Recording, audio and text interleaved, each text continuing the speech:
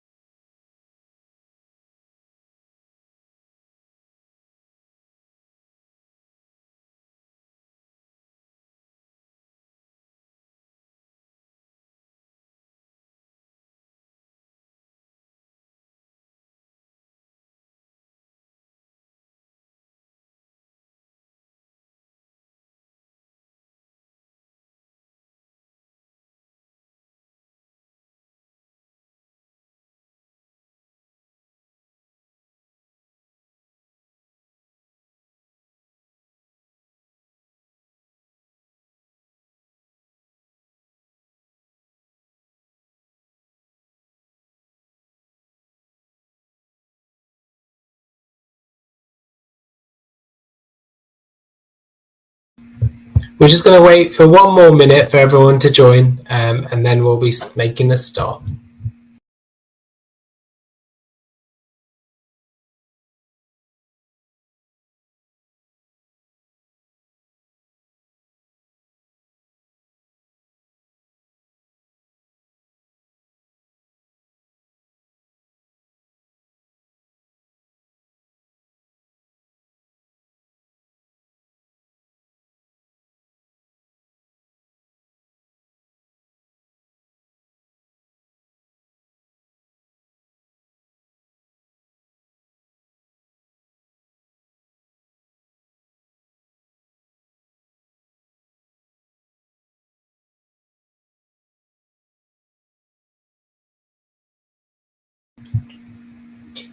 So, welcome to the Mind the Bleep Medical Education Conference. Thank you all for joining today. So I'm Akash, I'm founder of Mind the Bleep. I'm an ST7 endocrinology registrar. And welcome to the educational conference. The idea of this conference is to innovate and elevate your medical education skills. There's our website and our social media if you want to reach out in any way. So a little bit about Mind the Bleep. Mind the Bleep is a free medical education platform. At the moment, we've got a community of about 80,000 monthly users and over 220 team members. The idea is that basically a free practical content. It's made by us, for us. And so all of you guys are our community. All of you guys are the people that contribute and that are our audience. Essentially, the idea is it's a organization of all of us, and the reason that we created this conference is to showcase some of the things that we've learned, showcase some of the things that might help you hopefully continue to create amazing content, and answer any questions. So please, if you've got any questions at any point, just put them in the chat. Somebody will be moderating and having a look at those, and we'll be aiming to answer any questions along the way. This is me. So I'm an ST7 endocrine registrar working in London. Just completed my master's in medical education, very, very arduous work. And I've been running Mind the Bleep for about 5 years. I think one of the things that's really important to say is why I did all of this. The reason that I created Mind the Bleep is because when I started F1 back in 2016, which feels like a lifetime ago now, I had a really tough time. It was really difficult to navigate all the processes, to learn everything that you need. It was so much responsibility. And I just kind of felt medical school hadn't prepared me for all the kind of actual practical knowledge I needed. I knew the mechanisms behind hypoglycemia, but what do I do when a patient's actually having a hypo, or what volume of their bladder before I need to actually do something like a catheter? It's that practical knowledge that I was hoping to kind of uncover, unpick, and hopefully develop a free platform to deliver. The other aspect was career development. It was really tough to kind of work out how to get those QI, those leadership, those teaching experience points, and all of those different aspects. And so what I wanted was to create a platform where everyone could join, get their portfolio points, create amazing content together, have some logistical setup which just works and makes it so easy for people to do what they want to do. And so that was the idea behind Mind the Bleep. The plan for today is basically use all of that over the last 5 years, my master's in medical education, all the amazing experiences of all the people within that community of Mind the Bleep, our leads who make amazing content every day. It's to showcase all of that, to learn from them, and have a moment to kind of reflect on how you might all improve your medical educational skills. This will count towards around 3 hours of face-to-face medical education. If you complete your feedback, you'll get a certificate that says that, which is great for portfolios. We'll be delivering lots and lots of top tips to develop your skills. We've got a whole range of audience members here, from people who are very early in their medical education careers to many people who've been teaching for quite some time. And so what we'll do is we'll cater to all of the kind of newest advancements, all the things that we've been doing on a daily basis that we've found amazingly helpful. And what we'd love to do is answer all your questions. So please ask as many as you have. We'll showcase some opportunities to work with us, or also design your own projects. And this session will be recorded and uploaded to YouTube. So if any of you want to watch it back, you can, because there's going to be a lot of information in this. And so it's probably going to be necessary to watch it back to get everything again. These are the 3 aspects we're going to be talking about. There's leadership. So a couple of my colleagues will be talking through how you might kind of develop leadership skills, how you can lead a medical education team. More on that in a moment. We're then going to deep dive into projects and pitch. So in that aspect, we're going to learn about the individual projects themselves, how we can create a project, how we can launch that project, how we can deliver that project, get feedback and analyze it, and basically make it successful and sustainable. And then finally, we're going to talk about plans. We're going to talk about where Mind the Bleep is going, but why Mind the Bleep is going for you, why it's going to go in a way where I hope it's going to be useful for you. But in addition to that, a way where you can talk about how you might want to develop your portfolio, and you can have a think about what you might want in terms of developing your own skills. And we can provide a few tips of how you might achieve that.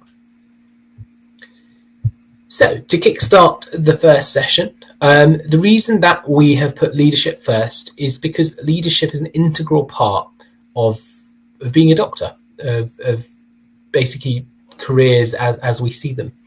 Whether it's points that you'll achieve directly because your portfolio or specialty application says you must have a 6-month leadership position, or if it's a situation where you get indirect points, things that you will have to discuss at the interview, things that you might get asked about when you're applying for your consultant job. Ultimately, or even if you're thinking alternative careers, most of the alternative careers will ask you for your leadership experience, because they're expecting you to lead on projects as a doctor and medical professional in the room. So with that in mind, leadership is integral to anything and everything you do.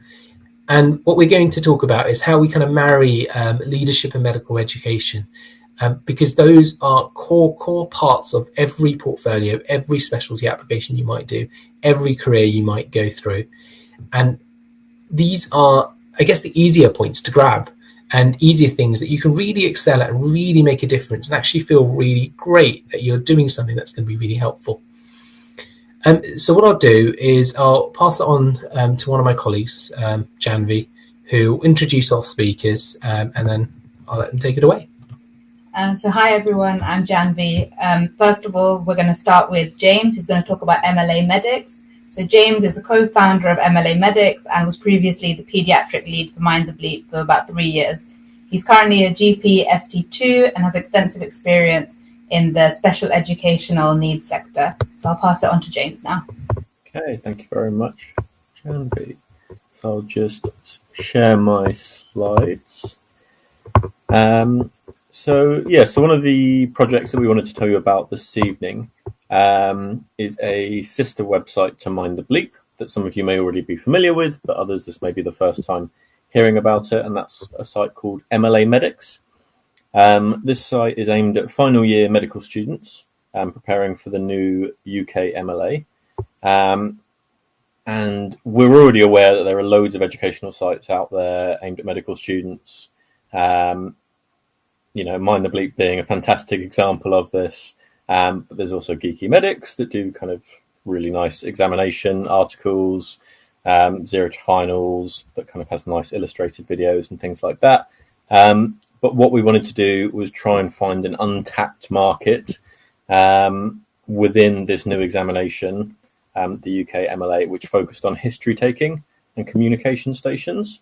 And while all of you at medical school will have learnt some sort of structure to kind of fall back on and to kind of go through when taking a history, what we wanted to do is create resources to allow medical students to see the differences in the way that you might take a history for a patient with chest pain, or maybe how you might approach a child with a fever, how those things are very different from each other, and how you can actually show off a lot of your knowledge and show the examiner how knowledgeable you are, but that will also translate, hopefully, into some good clinical practice.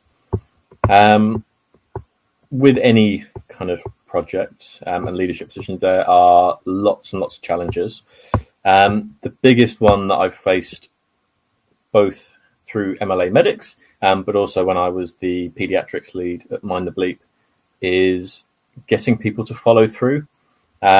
We get loads of fantastic applications where people have written paragraph after paragraph about how passionate they are about this, that, and the other, and what they might want to do. I would say for pediatrics, maybe 80 to 90% of people never got all the way through to actually producing whatever they've said that they wanted to, whether that's an article, a webinar, and we might, and that can be actually really quite disheartening, because we're all volunteers. We spend a lot of time going back and forth via email, or we might do video calls, telephone calls, and the biggest things that I've learned from the experience, and I've got much better at, is kind of early on setting those clear expectations, actually enforcing deadlines, even if it is just we have a conversation as colleagues and say, well, okay, what have you got on at the moment? When do you think you might be able to kind of come through on this, or when do you think we could be scheduling that? And then actually hold them accountable as a colleague, like we do with all our colleagues that we work with. And one of the perhaps slightly less orthodox techniques that I have adopted is just whenever I've got someone that's joining my team, I immediately set them a task. Not a difficult task, but a task that just shows me that they're committed to actually doing what they say they're going to do, and that they do have an interest and that they are motivated. The other big thing that I really struggled with when I first started in the leadership role at Mind the Bleep was resisting the urge to just do everything myself. I think as doctors, as medics, I think we do have a personality type where we're definitely go-getters, high achievers, and we want everything to be really fantastic or perfect. And when you're in charge of a project, it's really hard to not actually just say, okay, well, I need someone to do that. Well, no one really wants to. I'll do that. And I'm not really sure about this thing that my colleagues produce, so I'm going to do that as well. And very quickly this snowballs, and actually you end up doing basically the work of an entire team on your own, which isn't sustainable at all. It's not particularly efficient, as you can imagine, but also you're not taking advantage of all the different skills and attributes that your colleagues and your teammates bring, because you're only getting your perspective and your way of working. So what I've kind of done to work on that is kind of actually thinking about what the different roles and responsibilities are within my team. And right at the start, actually, sometimes even writing down or having a conversation saying, well, this is what the job is, this is the description, this is what we expect from you, but this is what we're going to give you in return. And just getting a little bit more comfortable with delegation, although that's still something I think I'm still working on. And a big way that I think one of the things that you really need to consider when you're delegating or setting these kind of roles and responsibilities is understanding people's motivation. As Akash was saying, we want to produce fantastic resources so that, all of our colleagues, our future colleagues can benefit from them. And it's kind of paying all the good teaching, all the help that we had when we were early on in our careers, and kind of paying that forward to the next generation. But that might not necessarily be everyone's motivation coming in and helping on these projects. And there is absolutely nothing wrong with saying, I want to put on a 12-week webinar series because I need it for my portfolio when I apply for surgical training, for example. But actually having that conversation with the applicant coming in, making sure that we're both on the same page as, why is putting on a 12-week webinar series seen as desirable? What skills do you think it's going to develop in you, or what do you think you need to work on? And that I've found can really help both as a leader to understand where your teammates are kind of coming from, but also getting the person themselves to properly understand what work is required to actually achieve the task, but to do it well and make it much more than just a tick box on an application. And in thinking about motivation, as well as understanding kind of our colleagues or future colleagues, what their motivation is, maintaining your own motivation can be quite difficult when you transition from perhaps being part of a team to that next step of being a leader. I found particularly being a section lead, it's really easy to become basically an administrator rather than a teacher. And most of my time is producing, or providing IT support, generating certificates, writing people letters. And actually that doesn't necessarily align with why I first got into it and wanting to be a teacher. But it's then looking for that next challenge of how can I go from being a teacher to a mentor, or from a team member to a leader, and looking for those new challenges and recognizing where we have had some success. So you'll hopefully be able to see the front page of our MLA Medics website in front of you. There is also a QR code that is linked to our contribution section. If you're interested in contributing to medical school resources, we would really love to hear from you. Try to incorporate some of the things that I've spoken about into your application. So, why do you want to be involved? What are you hoping to achieve yourself, or what are you hoping to develop skills-wise? And then kind of having a think about how we can support you to do that. And as well, also obviously have a listen to all the rest of the speakers this evening. And hopefully that will give you some insight to writing a really nice application, but also finding that role that hopefully develops you as a professional and as a person. Thank you very much for listening. Perfect. Thank you very much, James. Really useful. I'm now going to pass it on to our next speaker, who's Ramya. So Ramya is one of the 3 co-leads for FY1 team at Mind the Bleep. She's currently an FY2 studying working in Newcastle. Although relatively new to Mind the Bleep, she and her fellow FY1 co-leads are passionate about supporting newly qualified doctors through developing high-quality educational content. So I'll pass it on to Ramya now. Thanks so much, Janvi. I'm just going to get my slides up. There we go. Oh, we've gone to the end. Lovely. All right. We'll get a sneak peek. What's to come. Fab. So as Janvi mentioned, I'm Ramya. I'm one of the co-leads, one of 3 co-leads of the Mind the Bleep FY1 team. And today I'm going to be speaking to you all about leadership practices that I've found effective so far in my experience of medical education. So a little bit about me, as Janvi mentioned, I'm an F2, currently working in Newcastle upon Tyne. I'm quite new to Mind the Bleep, so I joined back in May 2024 in this role. And before that, my previous leadership experience was very much limited to sort of university societies like MedSoc. So not a great deal of experience before this. This is probably the biggest role that I've done in terms of leadership. So who's in our FY1 team? So there's 3 of us co-leads. So there's me, there's Manish, and there's Viv as well. And we all work together and collaborate together. But obviously there's the wider Mind the Bleep team behind that as well, who we collaborate with all the time. So we've got deanery reps, webinar leads, the FY1 Survival Guide team led by Mudasa, who we're going to hear from later. The final year team, Eamon and Kirsten, specialty leads, and Akash, of course, as well. So it's really quite a big team, to be honest, when you consider all those people. Since May, when the three of us took over this role in partnership, we've done a few different things. We started off by learning some webinar and medal skills from the final year team and collaborating with them on the Preparing for FY1 course. That was fab. That was aimed at sort of helping medical students in their final year transition into the F1 role, which can be so daunting, as I'm sure all of us know. Viv has been highly involved in recruiting a new set of deanery leads, as well as less than full-time and IMG reps as well. So that's been a really big task in terms of expanding our own team. She's also been involved with collaborating with the prescribing team at Mind the Bleep in doing a PSA for IMG's series. And we've also had Madasa, who has been developing the FY1 survival guide, and we're going to hear a little update from him shortly about this. In the background of all of that, we spend a lot of time sorting through our email inbox and scouting out for potential new projects as well.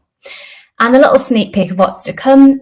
We've got our own little webinar series coming up from October onwards, which is sort of aimed at helping to support F1s through their first set of on-calls, essentially. So in terms of what we've found challenging so far, as I've said before, we're a really large team. So we've got three of us co-leads, but also a really large team behind that as well.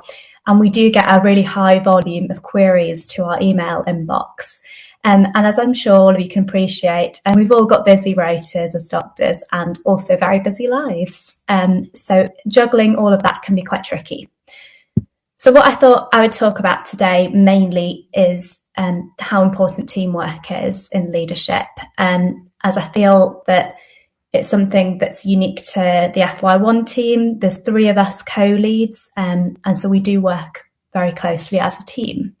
And the way I see it, there's four sort of components to what's helped us be successful so far.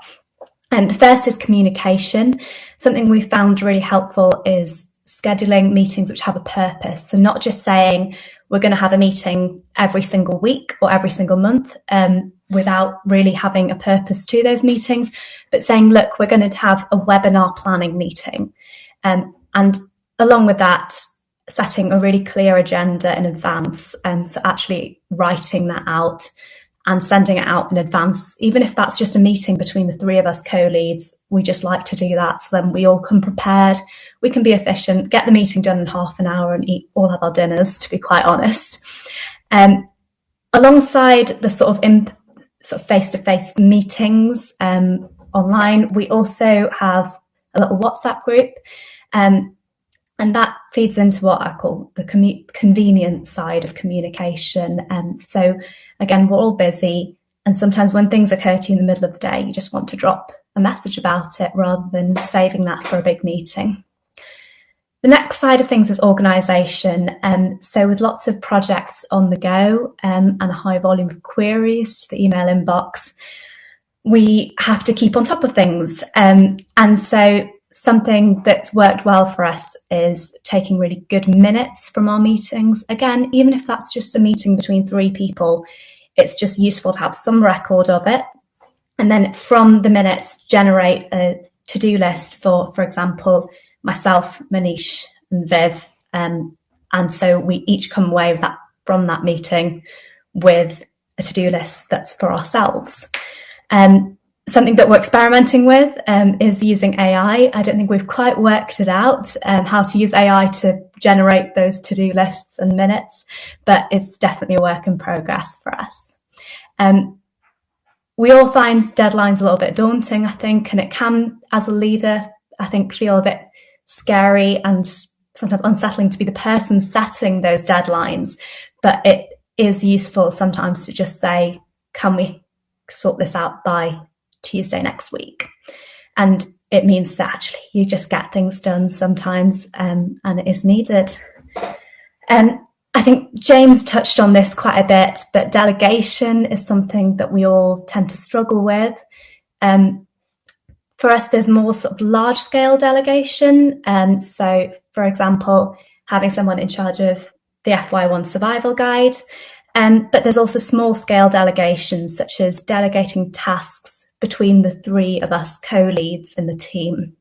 So that could be saying Viv to sort out advertising, or Manish to sort out a feedback form for a talk. And then finally, there's cooperation.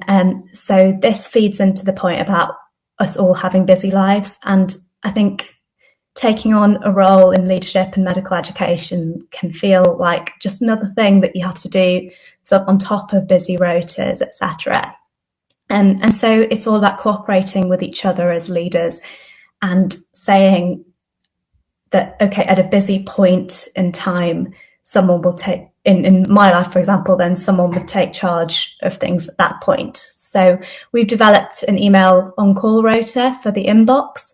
So that means that one person checks it for a couple of weeks and then hands over to the next person. And we're looking at using shared documents and drives to keep on top of all the emails and keep track of what we're getting into the inbox. So that can be very useful in terms of just having a break from checking the email inbox, and also just being organised in terms of having one person in charge of doing that for 2 weeks. So those are my little tips and tricks in terms of leadership, and I hope that was helpful. Thanks so much for listening, and I'm very happy to take any questions in the chat.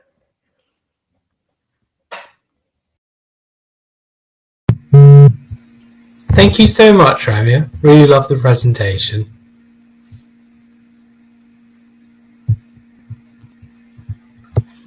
So let's talk a little bit more about leadership. So thank you to our amazing speakers who've gone through loads of the aspects of leadership.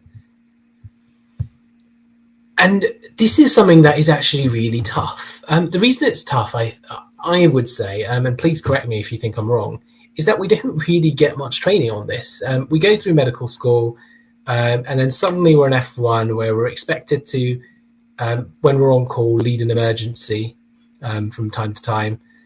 We're asked to lead the MDT. People are asking us questions all of the time and looking to us to be able to answer them and troubleshoot and all of these things. And it's quite scary.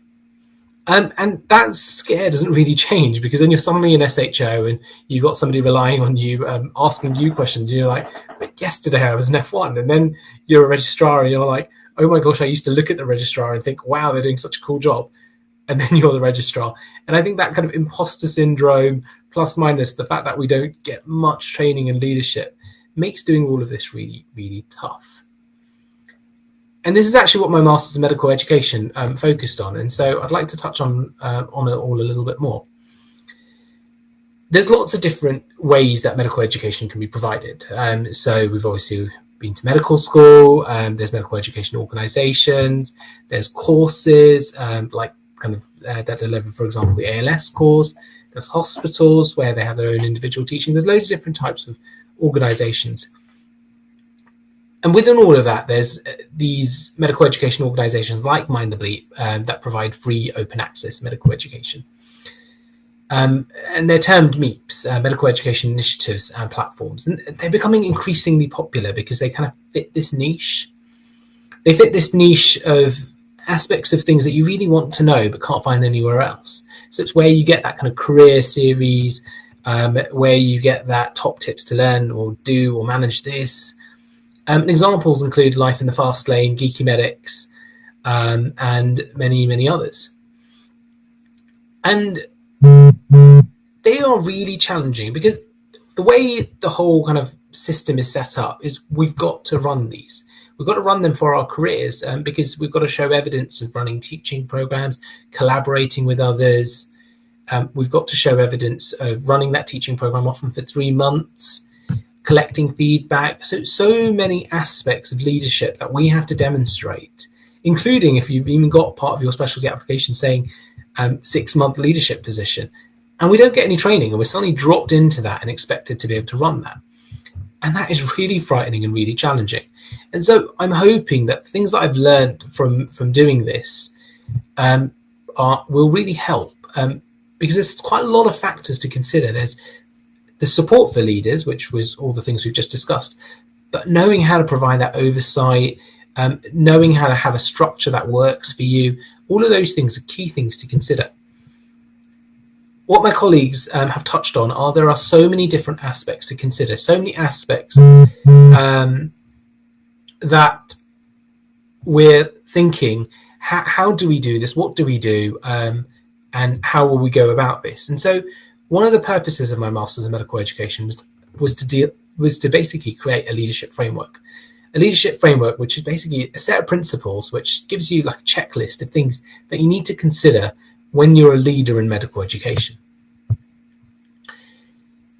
Behind all of this is an appreciation of some of the theories. Now, I appreciate medical education theories can be quite boring. I've focused on the ones that I think are helpful and interesting and readily practical, because that is what Mind the Bleep is all about. But also I think these are really helpful because they're helpful for kind of publications, because you always need to consider some of these medical education theories when you're writing something about medical education, because it shows a kind of grounded and deeper understanding of what's going on. And breaking it down, there's three aspects of kind of leadership in medical education that you really have to think about. There's the team development that James mentioned. How can we recruit team members? How can we motivate our educators? Then there's the organizational change and the leadership. So the leadership was what Ramya touched on, which is how can we ensure that we're matching our leadership style with the preferences of the educators that we have, and making sure that everything kind of goes smoothly. And then there's running the organization. And when you're running an organization, you'll have so many ideas of what you might want to do, what you might want to bring, what you might want to change. And it's often quite slow to do that. And so it's helpful to think, where are we? What are we doing? How are we going to move through this? So in terms of team development, I think of all the models, perhaps community of practice is quite a helpful model to consider it in. So this is kind of a three-component model. It talks about the kind of three components of a community of practice that makes a community of practice work. So community of practice is basically a group of individuals who've got a shared goal, shared interest, shared thing they want to do. So, for example, a medical education project. And the things to consider are, who cares about it?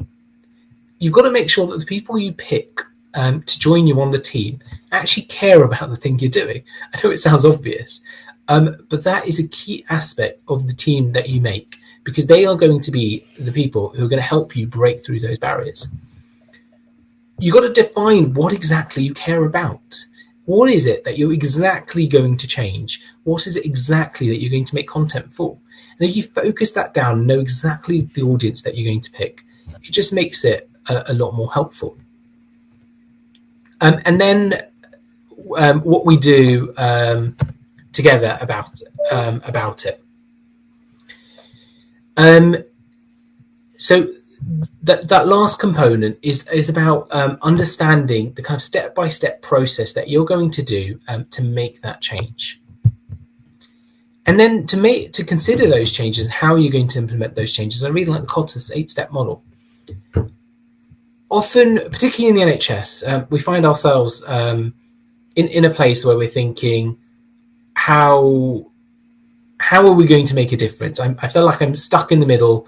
I feel like I'm not really moving. I don't really know where I am. I really want to do this, but I can't move any further forward. And this is, I guess, where I kind of use the aspects of the Kotter's 8-step model to kind of work out where I am or what I can do. It gives you an idea of how to exact that change, from making people understand that change is urgent, to creating that vision, to working out who you're going to work with.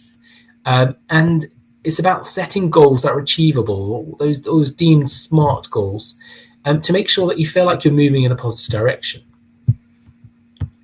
And then there's finally some leadership theories that you need to consider. There's lots and lots and lots of different leadership styles, and you hear about them every time you ever attend a talk about leadership. Why I mean, I've listed, 10 here or so, but there's well over 50.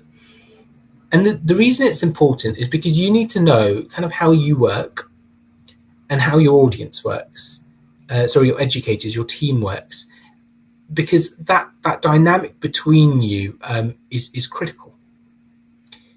You'll find that you change things. So often for example, when I'm leading a cardiac arrest, I will be very authoritative. I will say, no, this is going to happen, that's going to happen, this is going to happen. But typically on my kind of day-to-day practice, I tend to be more a mixture of democratic and transformational, in the sense that I like to speak to people and ask them what they want. And I like to say, well, I've got this idea, that idea, this idea, let's do all of these things. But when you're a kind of person who suggests lots of different ideas, you need a team member who's going to be able to synthesize that bit of information and pick and choose what they want to do. They're going to need to be somebody who's able to set their own deadlines, who's going to have to understand the best way to work and best way to prioritize these things. And so that transformational leadership style doesn't work for everyone. And it's important to consider that. So what I did, using kind of those theories as a basis, is talked to a bunch of medical education initiative platform kind of leaders. And I talked to them for an hour, did a long interview covering all of those different aspects, and then I analysed those interviews using kind of thematic analysis techniques. And with that, I created a set of top tips from everyone. Things that you kind of have to do, or have to at least consider, to be able to be successful. And these were leadership dynamics, ethical leadership, collaborative team empowerment, pioneering educational technological advancements, and strategic evolution. And let's consider each of those in turn. So, leadership dynamics. This is all about how you are going to be a leader to your team and how your team are going to help support you, that kind of relationship. So we talked a little bit about leadership style. We talked about how there might be lots of challenges that might happen. One of the common challenges that people found, where they would recruit a lot of people and would suddenly be like, well, I'm not sure I've exactly defined roles for them. I'm not sure how to lead so many people and give them roles which are actually helpful and important and useful for them. And so it's helpful to have a think about what you might be doing and how you might be interacting with your team before you recruit them, for example. Similarly, you've got to adapt to your team's needs. Some teams will say, well, actually, tell me what to do, give me the ideas, give me a breakdown of how I'm going to achieve it, and then I will go ahead and achieve it. And I guess it all depends on who you are as a leader. Some people like to be really hands-on, some people like to be really hands-off. But taking a moment just to reflect on your leadership style means you can recruit a team and set clear expectations of what you're expecting from them, so that it's a bit easier. So you're not in a process where you're like, well, I was expecting them to just get on with it and just do whatever project, when they were thinking, well, actually, I thought they were going to tell me what to do and I was going to wait until they tell me what to do. And so it's all about giving clear instruction, giving clear support, and having that dynamic where both of you kind of know what you want from each other. And it's recruiting the right team helps you do that. You need to recruit team members. A lot of people will describe feeling like, actually, it's probably better if I just do it all myself. It's kind of that group project theory, isn't it? Where when you were in school and you were given a group project and you just said, well, actually, I'm just going to do the whole thing because that's just how I work and I know it will get done and I know it will be good. But the benefit of having a team is it allows you to basically be able to grow, be able to do lots of new projects, lots of new ideas. And that's been really powerful at Mind the Bleep. And I had a lot of challenges actually with kind of working out how to recruit team members, working out what roles they can have, what roles are going to be helpful. Because now we've grown to 220 odd people. And it's been really important to be able to kind of set roles for people where they feel, well, yes, I'm doing something really interesting. I'm doing something that I really want to do. And you've got to be there to kind of help them set up, help them understand their role, but more clearly, very clearly explain what you're looking from them, and ask them what they're looking from you. Finally, and this is one of the things that's really often neglected, is that kind of aspect of future leaders. We will all do lots of educational projects, QI projects, various other projects, where we do them for the year that we're there, and then because of rotational training, the way it works, we move away and that project gets lost, and then somebody often repeats the exact same project. And the same is very true of medical education. We've got so many fantastic resources that people create, and then they get lost because things don't move further forward. And so one of the most important things that you can do is consider succession planning. It's about training your educators so that they can become future leaders, providing them some mentorship, providing them some support, providing them some training so that they can feel empowered to do things by themselves, feel empowered to recruit their own team and lead their own thing. And this is that kind of beauty of being able to provide leadership training. And you can go to endless talks on leadership training that are often delivered by the hospital, but it's about actually practically applying it, which makes all the difference. I think one of the really interesting things, which I didn't think was going to come up so much, was ethical leadership. It's not really something that we per se consider all the time, do we, when we're thinking about leadership. But ethical leadership is all about considering all the things that make leadership good, leadership beneficial, making it a kind of useful endeavor. So one of the things is at the recruitment stage. What I tended to do was recruit people who really had something different to offer. And I think that's been really powerful. So, for example, recruiting IMGs, recruiting less than full-time reps, all of those people have allowed me to have allowed basically Mind the Bleep to get a whole set of new perspectives, a whole set of kind of niche content, and allowed us to grow into areas that we would not have even considered to deliver content on. But more importantly, are so necessary for people, and nobody covers them, because you really need to have that kind of niche person, because they're the only one who can deliver it. It's also important when you're thinking about what you do to consider ethical leadership. When I discussed with all these organizations and I asked them, look, you've met a lot of organizations. I mean, there's about 1,000 meeps a year, aren't there? Which of them have failed? One of the things that they mentioned time and time again was the partnerships and the content. It's important that you all agree on the right content that you want to make, and that you agree what is going to boost your platform, boost your reputation, boost your credibility.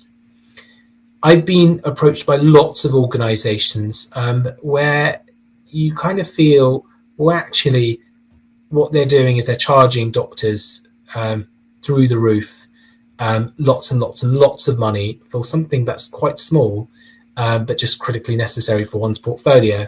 And that's why they're able to get away by charging so much money.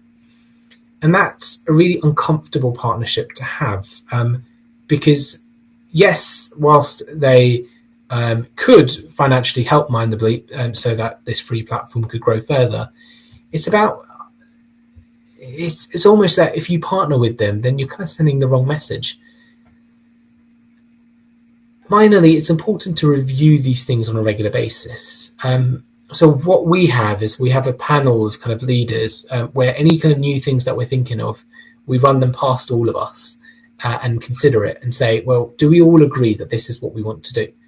And what's been really powerful about that is they've all then suggested top tips for how we might be able to collaborate with them better, how we might be able to make that content even better for our audience. And so having that panel can be really, really powerful. Collaborative team empowerment. So James talked extensively about how difficult it is to find building a team that works. It's a really challenging thing to achieve. And so there's lots of things that you need to think about. The first is what we've discussed already, which is ensuring that the person fits. Think about how you like deadlines. Are you the type of person who prefers somebody to say, look, here's a project, you get back to me when you get back to me. I appreciate your rota. It might take you a few months to do this, but when you've done it, let me know. Or are you the person who says, well, look, you joined the team. I'm going to be supporting you, but I also want that back in return. And I want you to do X, Y, and Z by said date.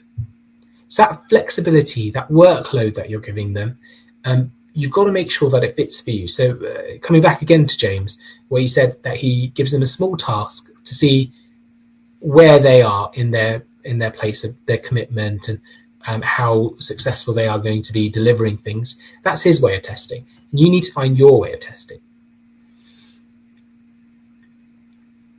The next thing is about motivation. And what I did was I asked all of them, what do you think motivates the team members? And what's really interesting is it's all about skill and portfolio development. And I think that's not too surprising, to be honest, because that's what often drives a lot of us. But once we've joined, if I speak on behalf of a lot of my colleagues, actually, the reason that people often stay is the community. The fact is, we all kind of help each other. Like when we've had a bad day, when we've need some help knowing the best resource to revise for an exam, or when we've had a difficult situation at work and we just need some advice on how to navigate all of this. Ultimately, it's the community that makes us stay. But the thing that motivates us to kind of do what we do every day is about the fact that we feel like we are learning and developing. Often in F1 or kind of in the NHS, you feel like you're doing a lot of administrative tasks and you don't feel like you're making sometimes the biggest of differences. But it's about using your opportunities like this to make those differences. So finding the things you care about, finding the skills you want to develop, finding that mentorship, and so you can emulate the kind of person that you want to be. And what we've been using is actually a personalized development plan. I appreciate there's loads of these hanging around and people often don't use them. I mean, certainly ARCP every year, we need to make a PDP. But it's the PDP that we've got is about picking the things that you really actually want to develop in terms of your skills, your portfolio, and committing down a plan for how you're going to make that happen. And that really gives you the motivation to know that, well, if I put this work in, I can achieve X, Y, and Z. The other thing that's really important is delegating responsibility to people and involving them in the decision making. By working together and working as a team, everyone feels empowered to be able to contribute the amazing content that they can. And that's been really powerful because I don't think 95% of the content on Mind the Bleep would have been made if it were just me thinking of the ideas. And so that comes on to the last bit, which is network and strategy. It's really helpful to plan group projects because people can bring in all of their different niches. And your responsibility as a leader can be to bring them together, to help them network, help make those strategy meetings occur so that people feel empowered to be able to do the random things that they wish to do, and that they feel that they're supported in doing them.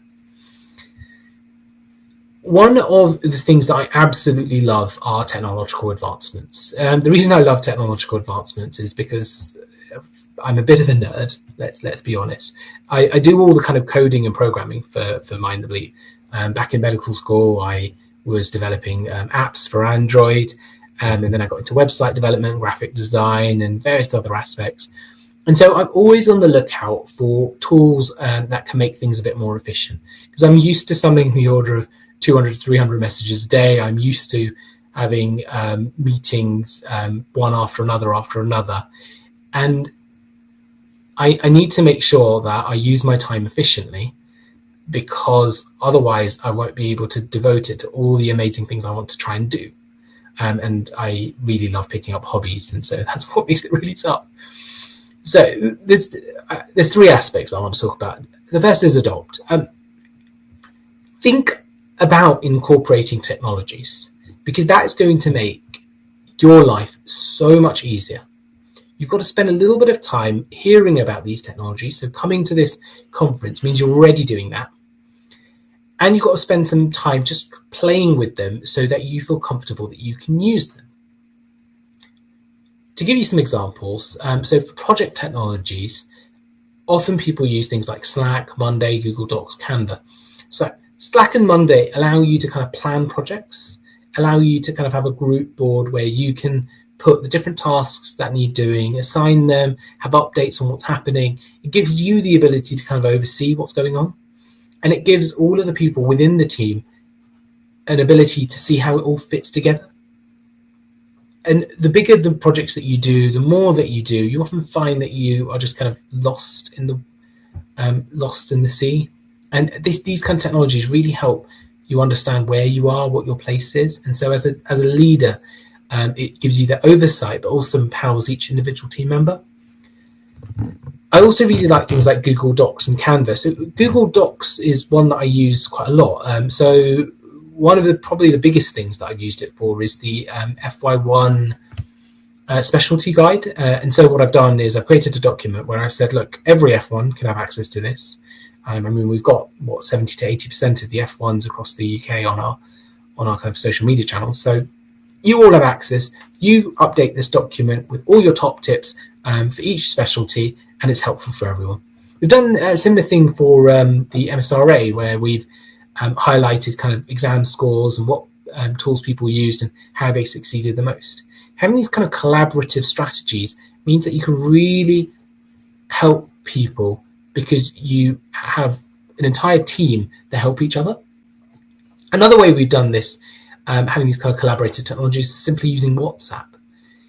By using WhatsApp and having communities, we've built a set of communities for every single specialty, for applying to Australia, all the things that people want, going for health tech.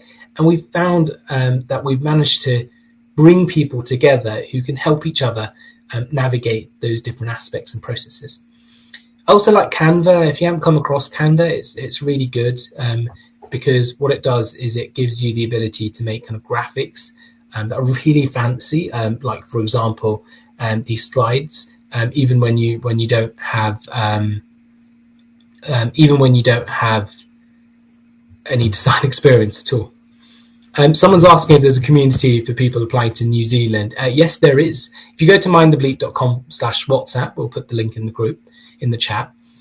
That has the WhatsApp groups for everyone. Then there's organization technologies. So the organization technologies that I really like, and these are all free, are Calendly, Fathom, ChatGPT, and ChatPDF. So Calendly. What I like about Calendly is it's basically a meeting scheduler. You put in the dates that you can do, and what people can do is they can pick the date that suits them, and they can just book a meeting, and that slots into your calendar. It's so much more efficient than what I used to do, which is go back and forth, giving free dates and giving free times, and then 3 days later, I see that they've replied, and that meeting that they've suggested has already passed, and it's just awkward. Another thing that I really like is Fathom, Fathom.video, I think it is.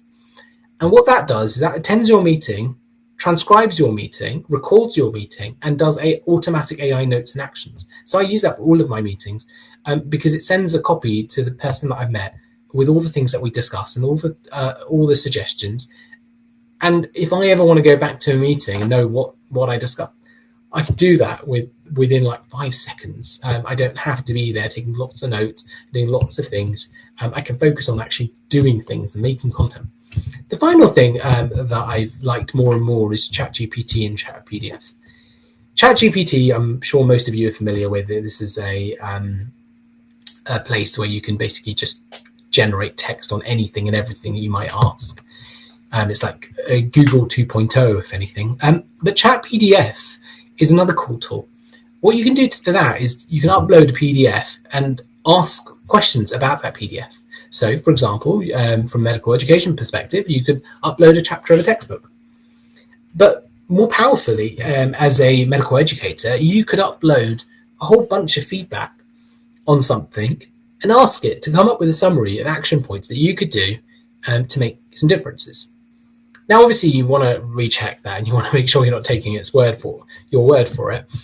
But it's really powerful because it means that you can really powerfully get feedback on something when there's volumes of feedback, so you can make rapid changes to things, rapid improvements without that much difficulty. The next part is strategic evolution. So strategic evolution is all about how you make the website work, that kind of cottage change model. And then after that, how you can test whether it's working. Whatever medical education thing that you're doing, for me, obviously, it's Mind the Bleep. There's the aspects that we've already talked about, developing that clear vision, conveying it. But then there are also the barriers, and there's a lot of barriers that get thrown your way. One of the big ones is getting people to engage with your idea and adopt your idea. So, for example, we had the F1 course, and as part of the F1 course, we wanted to launch it nationally. And so it was navigating finding those venues and doing those things. The other thing was funding, reaching out to kind of sponsors so that we could pay for those things. The next part is goals. So you've got to make sure you always have a ready set of goals that everyone's familiar with about what you plan to do next. And having those goals means that you can align your team, align your organization, align your individual to know that you're moving in a positive direction. And what you want to do is you want to speak to your team members and ask them, what are they wanting to achieve? Then think to yourself, what are you wanting to achieve? And then come up with a goal that matches both of those together. Finally, the last thing is all about performance analytics. It's about finding the right analytics that are going to be useful. Most people will chase views or users, how many people are attending, how many people have seen the content. But that tells you a snapshot in a moment of time. What you're looking for really is engagement. You're looking for people using them, finding them useful, spreading them through word of mouth. And actually, it's the power in that feedback, that survey information and that free text that's really powerful. And that's why I mentioned ChatPDF as a good tool to use. Because that's the feedback that's going to tell you whether your content is useful, not because you can make something and it might be seen by a lot of people, but they might close it like 5 seconds later. That doesn't mean it's useful. So I hope understanding those kind of 6 categories, 5 categories actually, has helped you think about where you might improve your leadership skills, where you might consider. And I think the key message here is for you to pick and choose which of those to reflect on for your next educational project so that you have more success, so that you feel that you're running it more smoothly, and keep revisiting them at every point that you can, just so that you can use them to continue to grow and build new projects. Lovely. So moving on to the next section is going to be all about projects and pitch. We talked about leadership. Now we're going to go into actually how do we build those successful projects? How do we make those projects from the ground up? How do we do all of those aspects so they work brilliantly? And what we're going to do is have a whole set of speakers that are going to tell you all about their ideas and plans and suggestions for that. Okay, so first we're going to hear from Addy. So Addy is the webinar lead for Mind the Bleep. He's an IMT2 in London. He's been involved with Mind the Bleep for the last 3 years, and he hopes to highlight the key tips and tricks on how to deliver a high quality webinar to a wide audience. So I'll pass it on to him. Thanks, Janvi, and hi everybody. Hope you're all having a interesting conference so far, and thanks Akash for the really interesting previous presentation.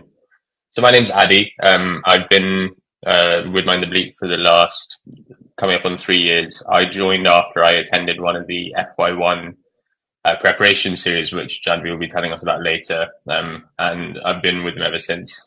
As Akash was talking about, it's been a very nice community to be a part of, aside from the portfolio stuff. And my role has been very much focusing on facilitating webinars for all of our wonderful co-members who have been coming up with series plans and so on, just allowing that to take place essentially. So I'm just going to briefly be talking about how we run webinars. We've done about 600 webinars by now, so we've learned quite a lot as to what works and what doesn't work. I want to briefly touch on timescales for planning, how to organize a series, some tips for delivering effective and engaging webinars, and how to use feedback to engage in continuous improvement, which is something that's really important. Very briefly, just wanted to talk about our timeline at Mind the Bleep in terms of what we've done with webinars. And so our very first webinar was back in April 21, which Akash was running a series at the time on common scenarios faced by FY1s at work. So the very first webinar was on the topic of delirium, which I'm sure we've all seen plenty of on the wards. And this was given via Zoom. We switched a couple of months later to using Facebook Live as a means of potentially getting our content out to more people in the medical community. And that was through our finance series, which has run several times since then in various forms. We then expanded further in August. We started a radiology series. There was the ongoing FY1 series and the finance series. And then later on in 2021 and into 2022, there was further expansions with several concurrent series running. Pediatrics, which James was running, who you heard from earlier, radiology, F1 and careers. One of the big changes for us was moving from Facebook Live and Zoom, which was a effective but slightly technologically clunky way to deliver webinars, to Medal Live, which is what we're using today, of course. There were several benefits to this, and these are benefits that I think any webinar series could have, namely integration of registration, attendance, and feedback forms, things like automatic generation of certificates. Less spam, because Facebook is ultimately a public platform, so we were sometimes prone to having some spam, which affected the quality of webinar delivery, and the ability to run events concurrently. Of course, we all have really busy schedules with work, and so sometimes there are clashes in terms of delivering webinars, but Medal allows us to work around that by having multiple events running at the same time. And so today, that figure was from a couple of weeks ago. But yeah, we've had about 584, 590 webinars thus far across several series. So just to name a few, we've had medical series, preparing for F1, careers, finance, radiology, several series under the surgical umbrella, including ENT, plastics, TNO and Max Fax, final year series, and also wellbeing series.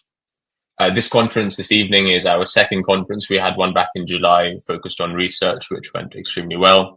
And as of the last check that I had, we had 2,354 registered members with over 4,000 distinct webinar attendees. So we've been doing quite well over the last few years, and we've expanded a lot, largely in part thanks to everyone who's come up with such a variety of series. So what's gone well? I think one of the things that we've done well as an organization, and this comes, I guess, from the top, is the variety of series and series leads that we've had. So we've broadly delved into lots of different areas of medicine, including general sort of internal medicine, surgery, careers, as well as things like well-being, alternative careers, and a lot of more niche topics, which have been really useful to hear from people involved in those areas. Our content is pitched at the level that I think is accessible to most people. So looking at the analytics from our webinars and who attends them, we've seen that there's people both in the UK and also abroad, all over the world actually. and people who attend are medical students, doctors, allied health professionals. So we really get a good range of people who come in. And I do think that's because of the kind of equal level at which the content is pitched, where there's something in it for everybody. Looking through some of the feedback that we've got, some of the things that we've been given positive feedback on include interactivity. So there's particularly strong feedback from webinars where there's a Q&A or interactive polls during the webinars themselves. One of the other things when it goes well is if our speakers are familiar with Medal, this allows increased clarity of slides and presentations, and also streaming quality. Sometimes we have some issues regarding screen sharing and so on, which I'm sure you're all familiar with. And then also the availability of catch-up content, and this is both on Medal and also on YouTube. I was having a look earlier, we've had 21,000 views on Medal, and then around in the last month alone, 15,000 views of our webinars on YouTube. So it is a really valuable resource to have, and we do prioritize getting our webinars uploaded to the on-demand sections here as quickly as possible. Anecdotally, something I've noticed is that having a consistent day and time scheduling for a particular series of webinars is often beneficial for series engagement, as it allows people to plan their schedules around your series during the time that it's running. Some examples of positive feedback we've had taken from recent surveys, things like true-to-life examples and well-rationalized explanations, having case-based teaching, which helps people understand better about kind of, for example, I think this was from one of the FY1 series. It was useful for people to be able to learn how to prioritize and delegate tasks. Engagement and asking questions and also responding to questions in the chat is something that's normally proceeded quite well. And someone very helpfully said everything, which is always nice to hear as well. Some insights from being involved with webinars with the organization for the last few years. I think it's a good idea to give yourself at least 2 to 3 months to plan a series out, because this allows for enough time to plan and structure your content, gives you enough time to recruit speakers who often will be extremely busy, and it gives you enough time to publicize effectively. This could include both medical students and junior doctors, and the platforms we use are Instagram, Facebook, our email bulletins, actually Medal as well, and also word of mouth. I think webinars generally function best when they're spaced at least a week apart or even 2, and there's a couple of reasons for this. Firstly, it allows you to reflect on the feedback that you receive and to see if there's any key learnings from these that you can apply to your next webinar. The other benefit is that in terms of applying for core or specialty training, generally they look for series to run or teaching series to run for at least 2 to 3 months. And so by spacing these apart in this way, you can strike a nice balance between frequency and quality. And as mentioned before, it's often beneficial to find a regular time slot to maximize engagement and to ensure that catch-up content is available promptly after the webinars. In terms of what I think we could do better, we're still working on uploading the catch-up content to YouTube. We've got a bit of a backlog that we're working through at the moment, which can be a bit of a time-consuming process. Advertising is often variable depending on which series is being pushed, but frequent advertising across our various platforms often does maximize engagement. And something that does happen from time to time, of course, are some technical streaming issues relating to sound quality or poor connections or so on. So that concludes just a brief update on webinars and some key lessons I think we've all learned. Happy to take any questions. Otherwise, thanks very much. Perfect. Thank you very much, Adi. Yeah, if you guys have any questions along the way for anyone who's spoken, then just pop it in the messages and we can go through them whenever is a good time. So I'm going to be speaking next on the Preparing for FY1 course. So my name's Janvi. I'm a MaxFac specialty doctor and F2 in London. I've been with Mind the Bleep for about 5 years. So I'm going to be talking about the annual Preparing for FY1 course that we've been doing for actually the last 7 years. So this is really where Mind the Bleep all started, and then we became this online platform. So this is, as if people don't know, an in-person course that we run every year, just about June, July time, just before the new F1s are about to start. So the course is run in person for 7 years, from 2017 to 2024. We just had 1 year where we didn't do it, which was the COVID year in 2020. primarily because of, social distancing, but also because it was the year that they had the FIY1 thing, so when people started work a bit early.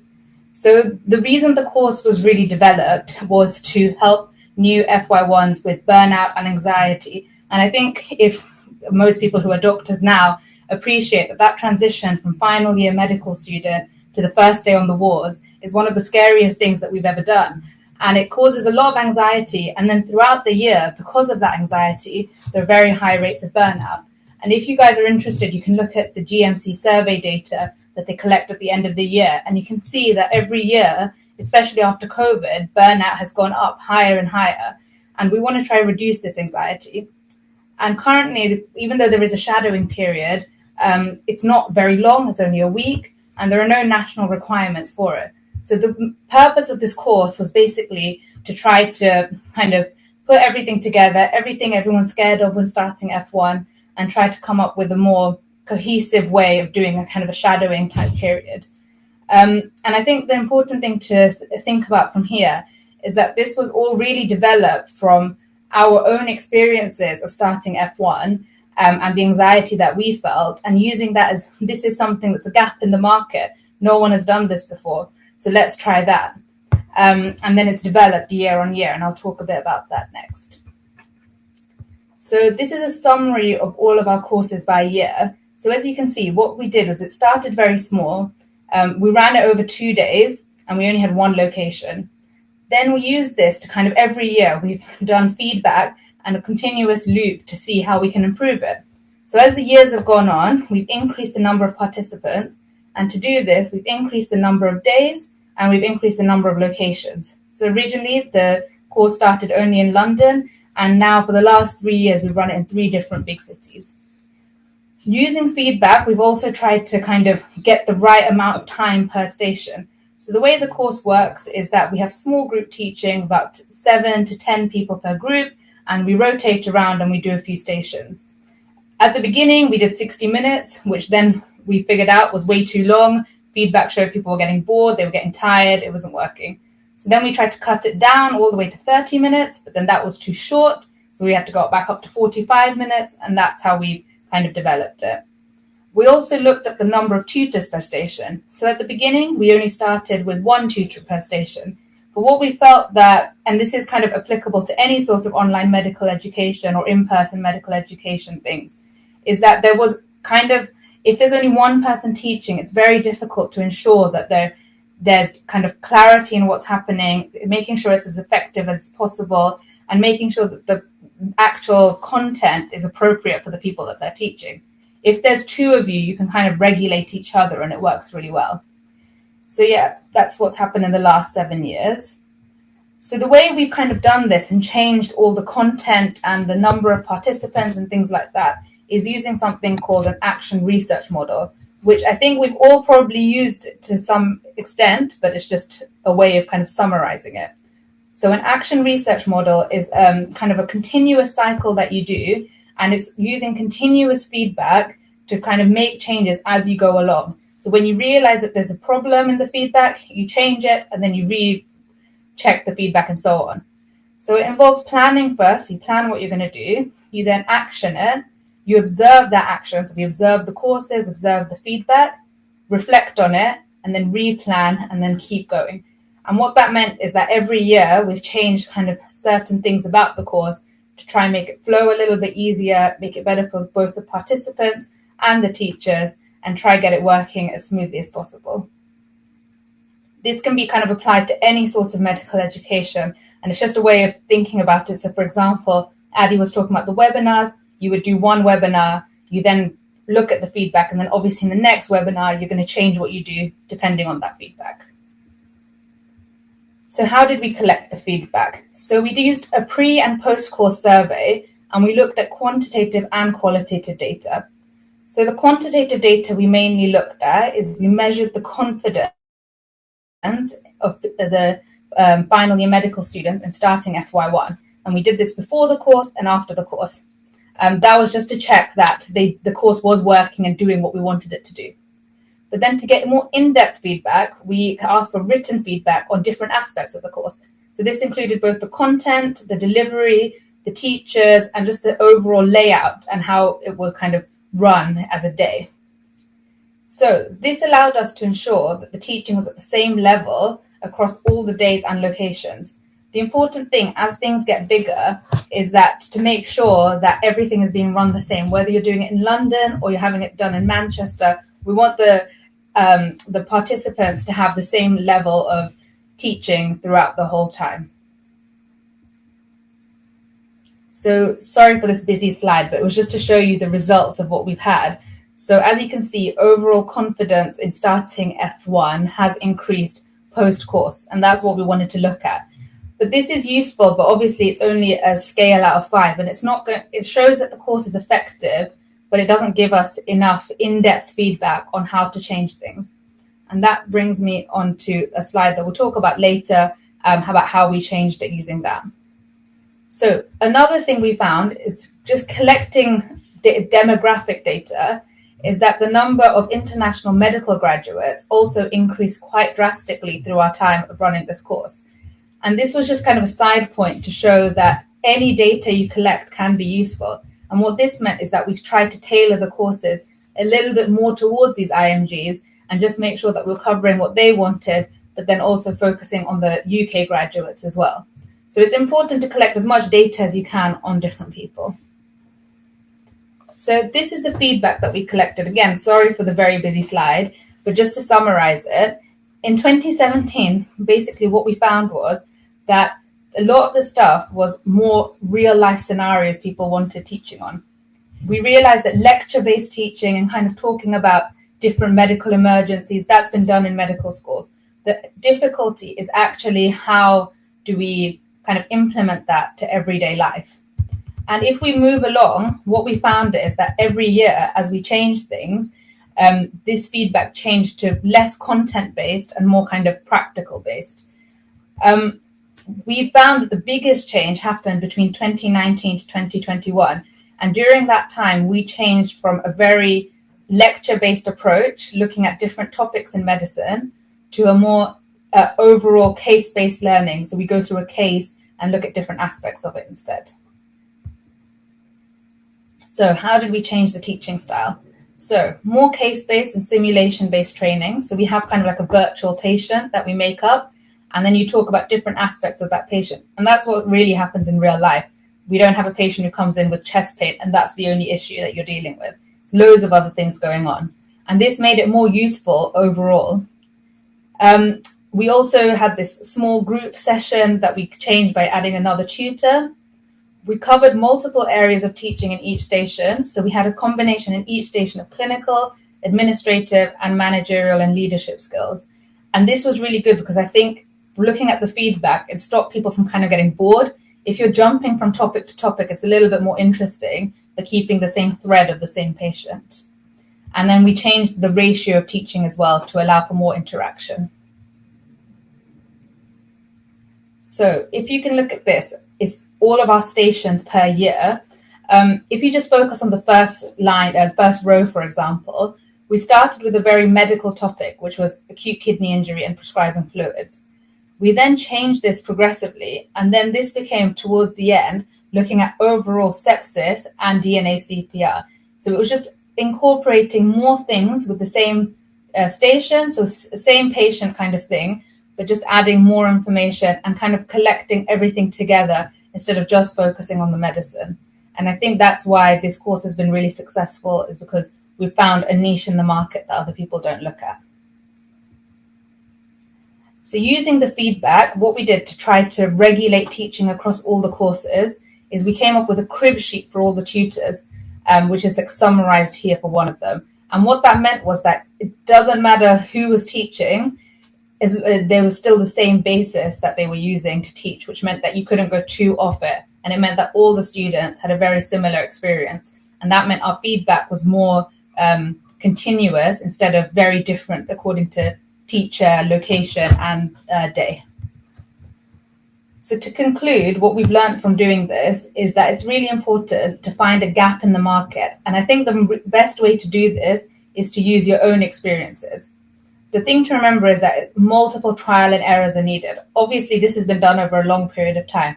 But even in a few weeks, if you start doing a teaching course, the one you do at the beginning is going to be very different to the one that you do at the end.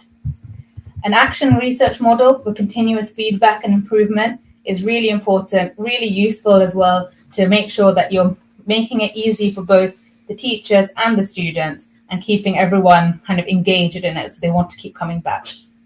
And finally, the benefits of case-based learning and simulation-based teaching. So I think this is the way that a lot of medical schools are changing to this way of learning, and especially the later we get in our careers, this is a more realistic way of learning and easier. So that's it. If anyone has any questions, obviously message. We're always looking for participants every year to teach on these courses. And when it comes to like May, June time, you'll get a massive WhatsApp or email. And if you're relatively new to teaching, this is a great way of doing it. You're really well supported, and will really help you to develop your skills and then grow on to bigger things. So next, I'm going to pass it on to Mudasar, who's going to talk about the F1 survival guide. So Mudasar is an F2 in Sheffield, currently working as the project team lead for the FY1 group. He helps overseeing, collaborating with others in new initiatives. This year, we created the whole new survival guide, and it was released a few months ago. So he's going to be talking about this.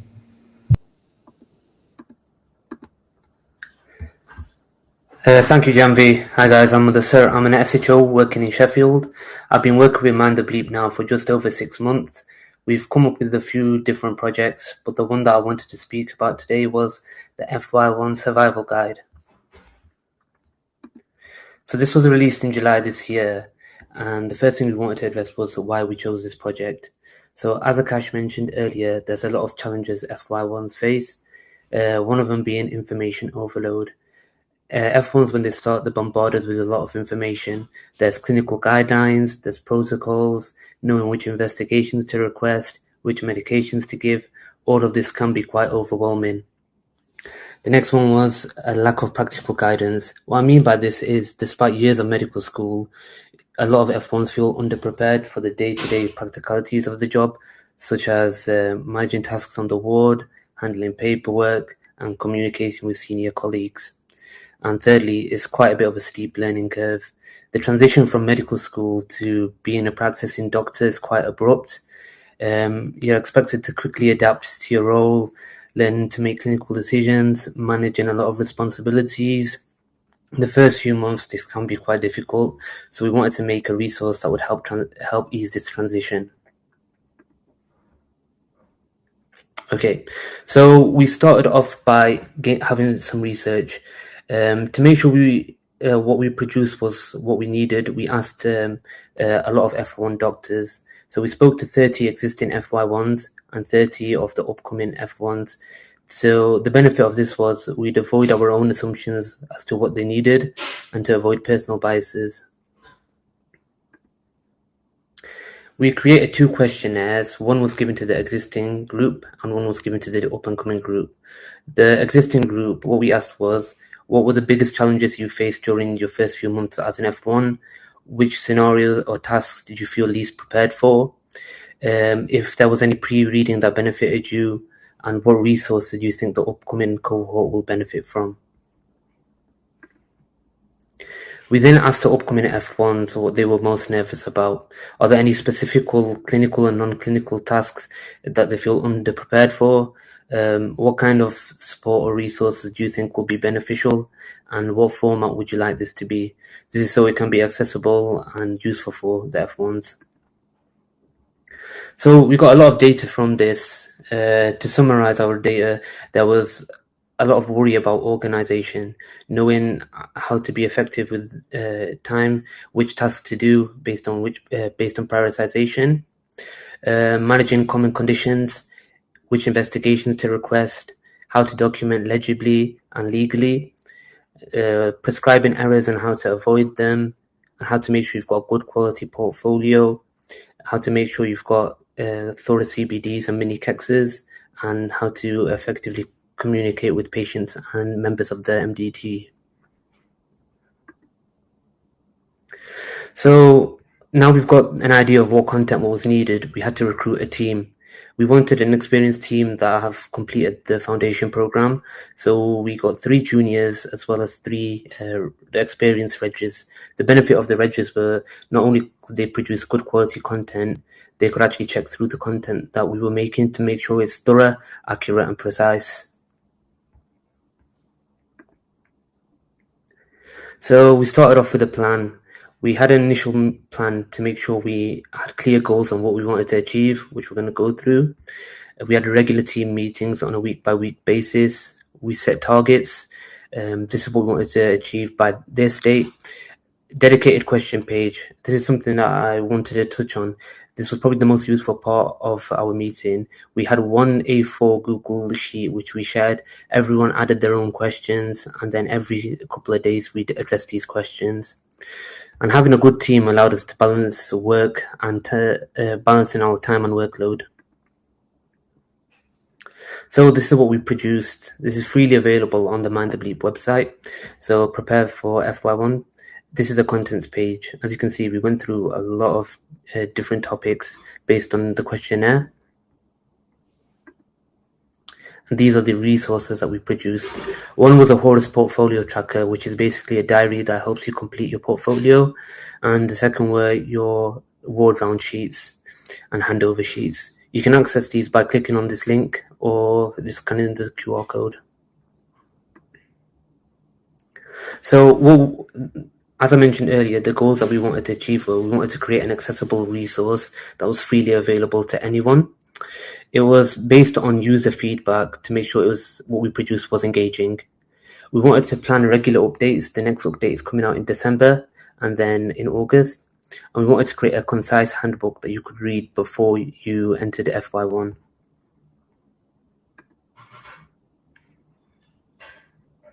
Okay, so post-release was just as important as pre-release. We created a questionnaire. So this would allow us to get feedback from users to make sure we could continuously improve the resource, and then to allow us to gauge a long-term plan of what we wanted to produce, which was the textbook. Now, this textbook will be expanding on the FY1 survival guide by making a more comprehensive resource. It's going to be focused on common conditions and consider a wide range of clinical scenarios. It's going to be using evidence-based medicine to smooth the transition and bridge the gap between medical school and F1 practice. So we're currently in the process of recruiting people to help with this. You can email, I believe that email's wrong, it's just f1survivalguide@mindthebleep.com. So if you drop me an email with the paragraph of what you want to help with, I'm sure there'll be a role available for you. So just to summarize, I think the main key learning points from the survival guide were knowing the audience, knowing what the F1s wanted really helped with creating an in-depth resource that was useful, being practical, making sure what you're providing to the people is based on solving problems and making actionable resources. Open to feedback is what took it from A to B. We made sure that all the feedback was listened to make an engaging piece of content. And collaboration. I think working in the team was probably the second most important thing of the project. It allowed us to not only work, listen to others, and make sure we were able to balance our work schedule as well as this resource. And plan for the long term. I think just creating one target isn't the way it should be. Whilst we were making the survival guide, we came up with the idea of let's actually take it to the next level and make a textbook which will be more thorough and useful for people. That's going to take a couple of years to make, but as we said, we're recruiting for that now. So if you guys are interested, drop me an email, and if there's any questions, you can post them down below. Thank you. Amazing. Thank you so much. So next, we're going to move on to kind of new and upcoming projects that we're running with Mind the Bleep. So first, we're going to have Sid talking about the core surgical training interviews. So Sid is a core surgical trainee in London, has been surgical lead for Mind the Bleep for the past 3 years. He's seen loads of projects with the surgical team, including what he's going to talk about, which is the introduction of the new CST interview series. He's also taken on the role as the project development lead working with the kind of new Mind the Bleep award in medical education, and he'll be talking about that later. But I'll pass it on to Sid now.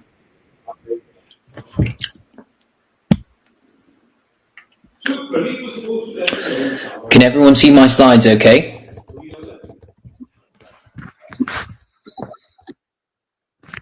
Yep, okay.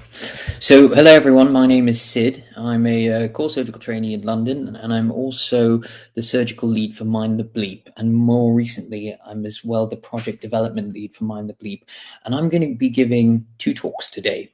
And the focus of my talks are on projects that we run in Mind the Bleep, so these sort of educational ventures that we do.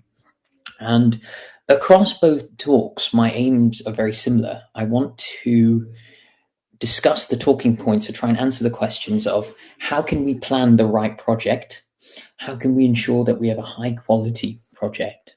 How can we ensure that the content of the project is useful? And how can we ensure that it's beneficial not only to the audience, but to yourself, the person who's actually planning it and doing the work?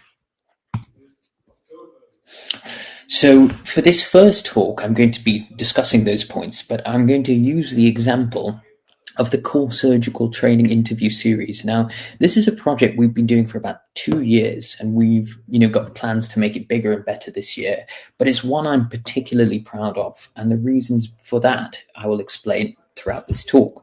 And these are the objectives of the session. It's basically what I just said. And these are the points we're going to consider. And we're going to use the example of the core surgical training series. So the question 1 really is, how do you know you're planning the right project? What makes the project or the idea you're thinking about the right one to do? And let's talk about the core surgical training interview series. So we had the idea for doing this a couple of years ago.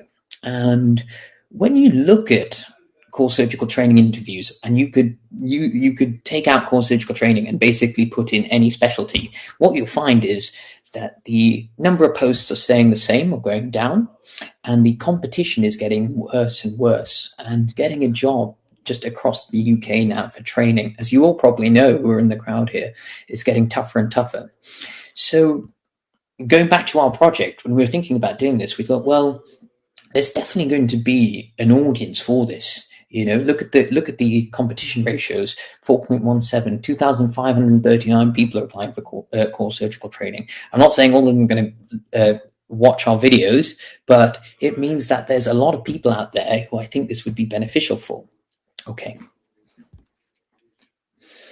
The next thing we thought was, all right, we know we have an audience for it, but actually what resources are already out there? So that's the second thing we had in our mind when we were planning this project. Because if we'd looked this up and we found out that actually there's some really high quality resources that are free, that's the point here, then I'm not sure how much we'd actually have to add.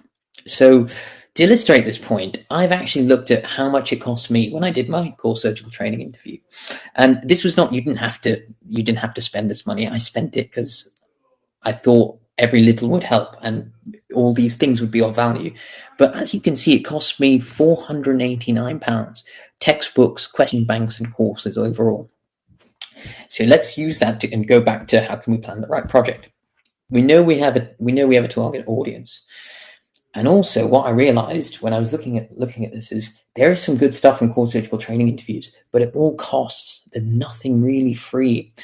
There was nothing that I would say is high quality, free, open access resources for core surgical training interviews. If you wanted that, you had to pay for it. And I'm not saying there's anything wrong with that. If you're running a good series and you want to make a business out of it, fine. But with Mind the Bleep and our ethos, the idea is that we provide high quality, free educational resources to allied health professionals, medical students, junior doctors who need it, really. And again, going back to this, there's definitely a gap in the market for it. So the next thing we thought was, all right, so now we need a team. We know we've got target audience. There's a gap in the market. There's not a lot of resources out there. So we need to have a team for it. And we had 3 of us. We had myself and we had Freya and Millie. Now, all 3 of us had done some work in Mind the Bleep before.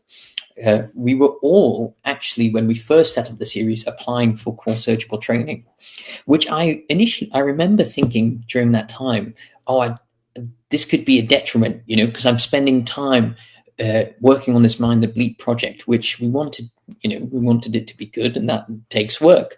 And I thought, okay, that's fine, but I don't want it to be a detriment to my own interview practice. And it wasn't actually at all. And again, I'll explain that further later on in the talk.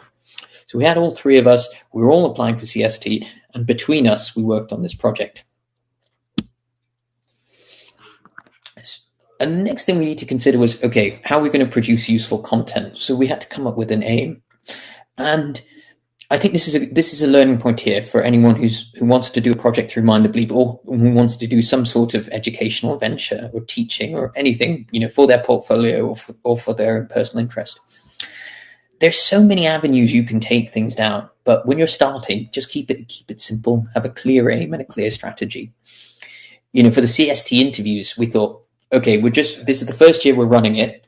Let's just aim to produce a few really top quality webinars on the interview that people could watch and rewatch, and it would actually give them pertinent learning points that they could take forward when they actually did their interview. So that was our aim, very clear.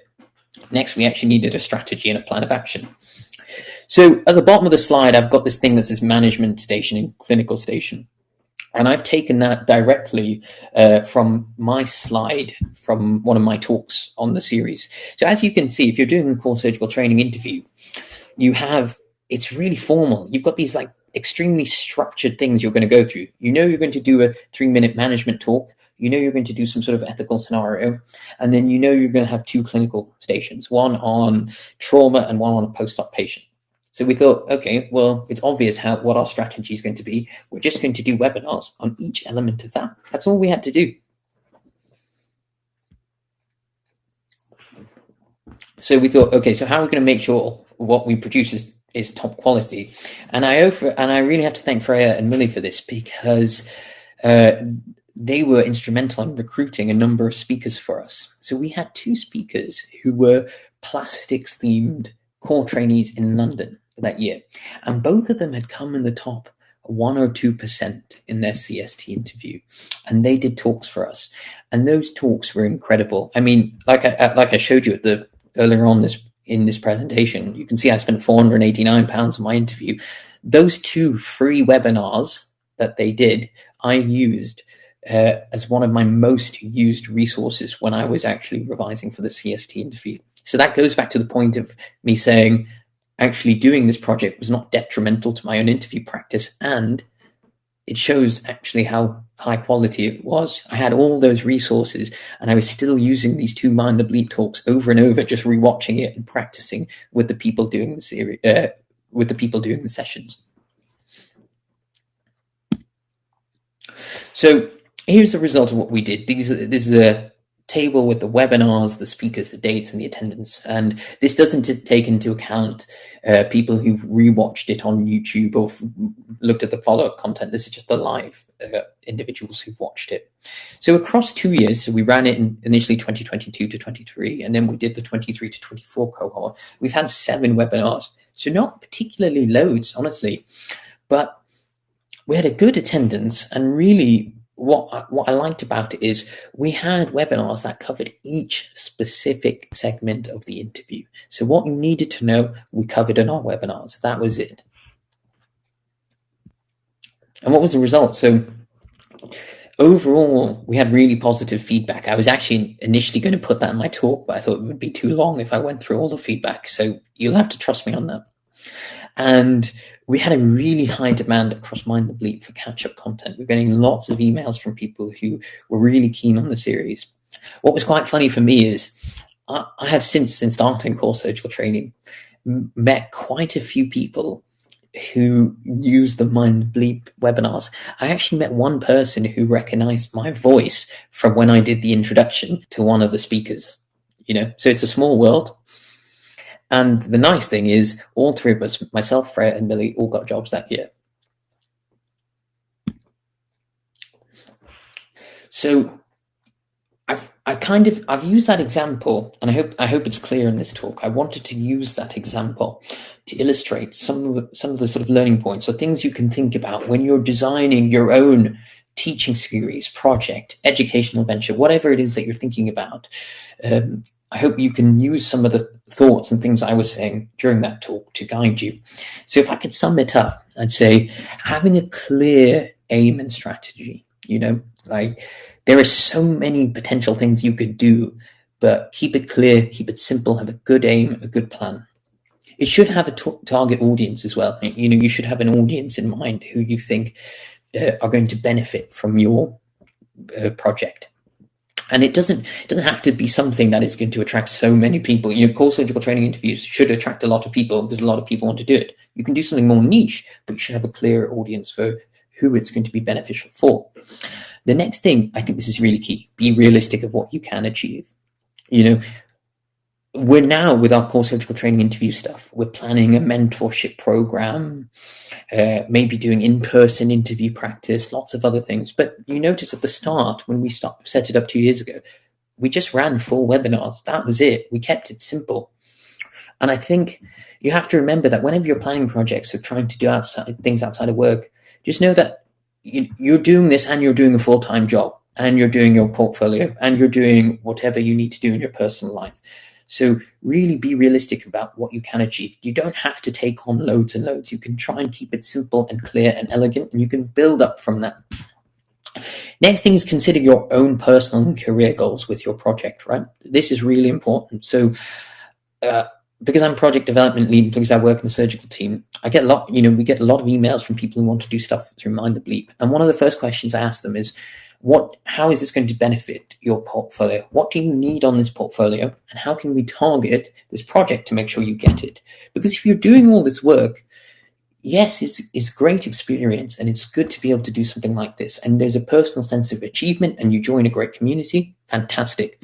But you also need to get something for your time. And unfortunately, when you're doing this, it's not financial reward, but it should be reward towards your career. That's what you should be thinking about, okay? And my last learning point, and I hope this makes you think about emailing Mind the Bleep, putting in an application. I started in Mind the Bleep in 2021, I think, or 2020 as an F1. I'm now CT1 and had a year out.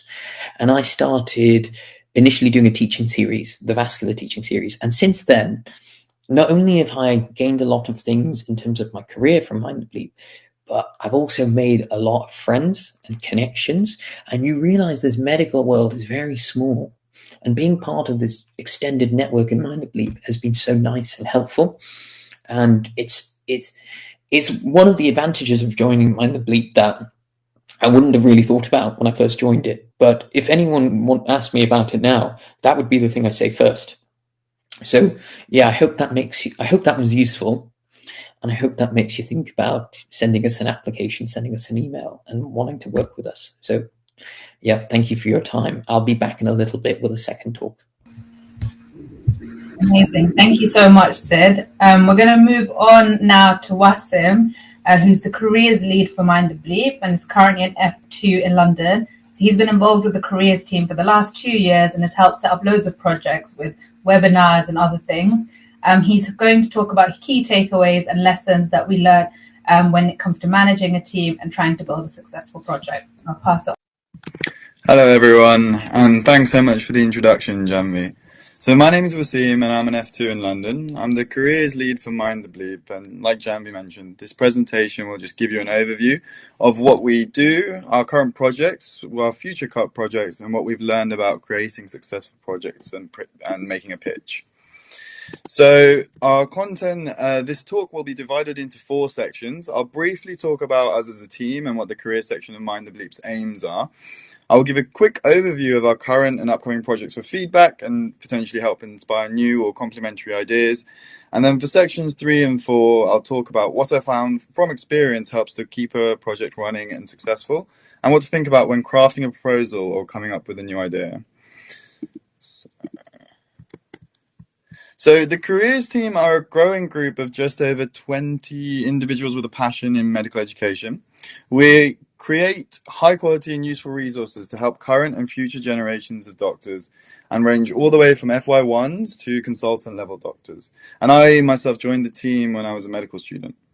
So we aim to widen the resources available to medical students and doctors navigating their careers. So medicine as a career, as I kind of like to think about it, has two main aspects. So the medical knowledge and the career. So the first being your direct clinical medicine and for example, how to manage a deteriorating patient or hyperkalemia. And the second being the careers aspect of medicine. So the first aspect you kind of get exposed to all the way through medical school, but the latter not so much. We thought it was quite underserved.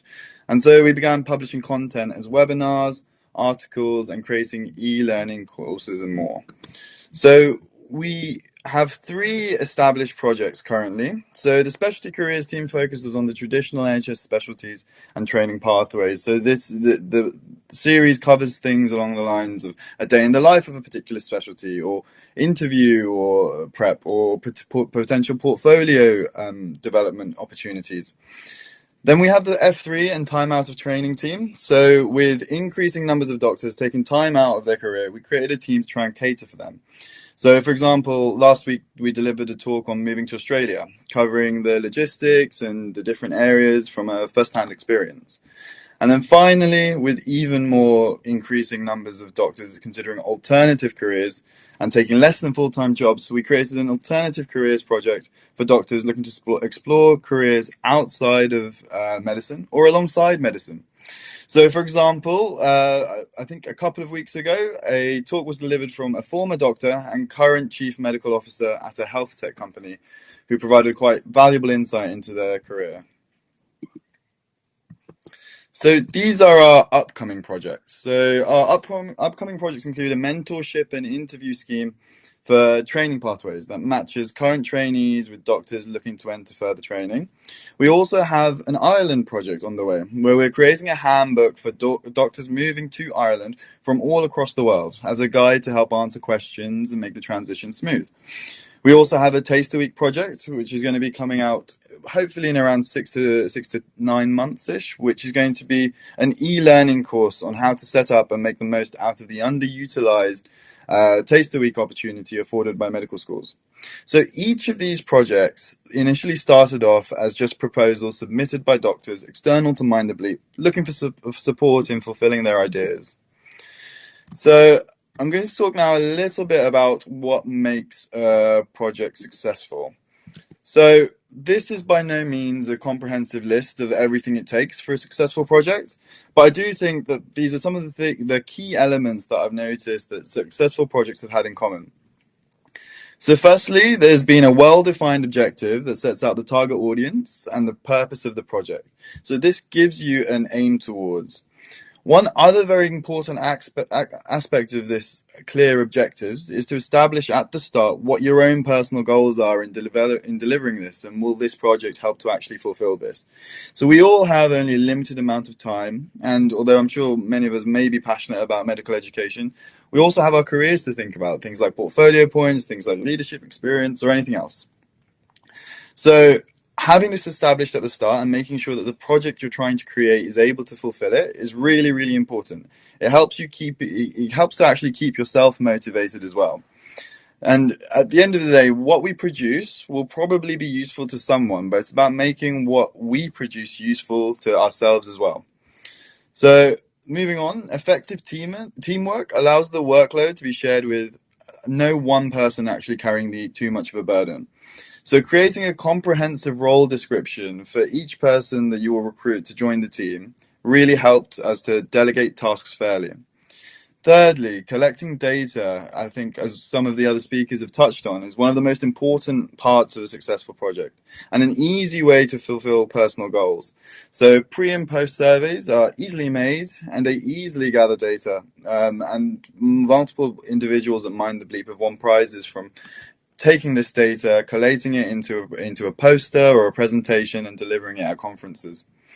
So any feedback can also be used quite easily to engineer a quality improvement project, because that's all quality improvement is. You find data, you find a gap, you take on feedback and then make change to reflect this and then collect new data. And finally, sustainability. So with our current projects, we essentially upload all of our videos to YouTube. We upload them to Medal, and all of our articles are hosted online on Mind the Bleep with free access. So the content has some longevity and purpose into the future as well. And finally, I think my last section of my slides. So what is the perfect pitch? Well, my screen's just frozen. Sorry, one second. Oh, and we're back. So moving on to the last section of my talk, the perfect pitch. So I will discuss some of the pitches we've had and what's made them strong. So firstly, the pitch should identify a gap that it aims to fill. So for example, Doctors Chin and B, who proposed the Taster Week project, they recognize that there's a gap in educational materials for Taster Weeks that are available for junior doctors. And they discovered this when they were trying to arrange one themselves. So after identifying the lack of the structured guidance, they devised a project to help fill the void. So once you've identified a gap, the pitch needs to clearly present how the project actually offers a solution. So Dr. Emma Carroll, who proposed the Ireland project, used her own expertise as a liaison officer to international doctors to give a clear and validated solution to provide a solution to the gap in support for doctors transitioning to Ireland. She had a clear vision in each section of her handbook and why each section was necessary. Each pitch also needs a way to measure its impact. So this could be as simple as a survey, as I talked about earlier, or for mentorship schemes, we will aim to collect data on how many people actually successfully entered further training and how useful they found the mentorship alongside this. And finally, each great pitch has had thought put into the implementation beforehand. So the easiest way to do this is usually, and it's something that usually will happen right at the very start anyways, is to kind of draft up a copy of the different roles that need to be fulfilled to bring the project to fruition. So for example, when launching the Specialty Time Out of Training and Alternative Careers webinar and article series, we drafted up a team structure with a webinar lead, an article lead, and a team lead to help coordinate. So we were also adjustable. So the specialty careers team would need more in, for example, the article side of the team. So we recruited multiple article leads to help fulfill this. So thanks for listening. And if there are any questions, I'm happy to take them. Okay, great presentation, Wasim. Thank you. We're going to go back to Sid now to talk about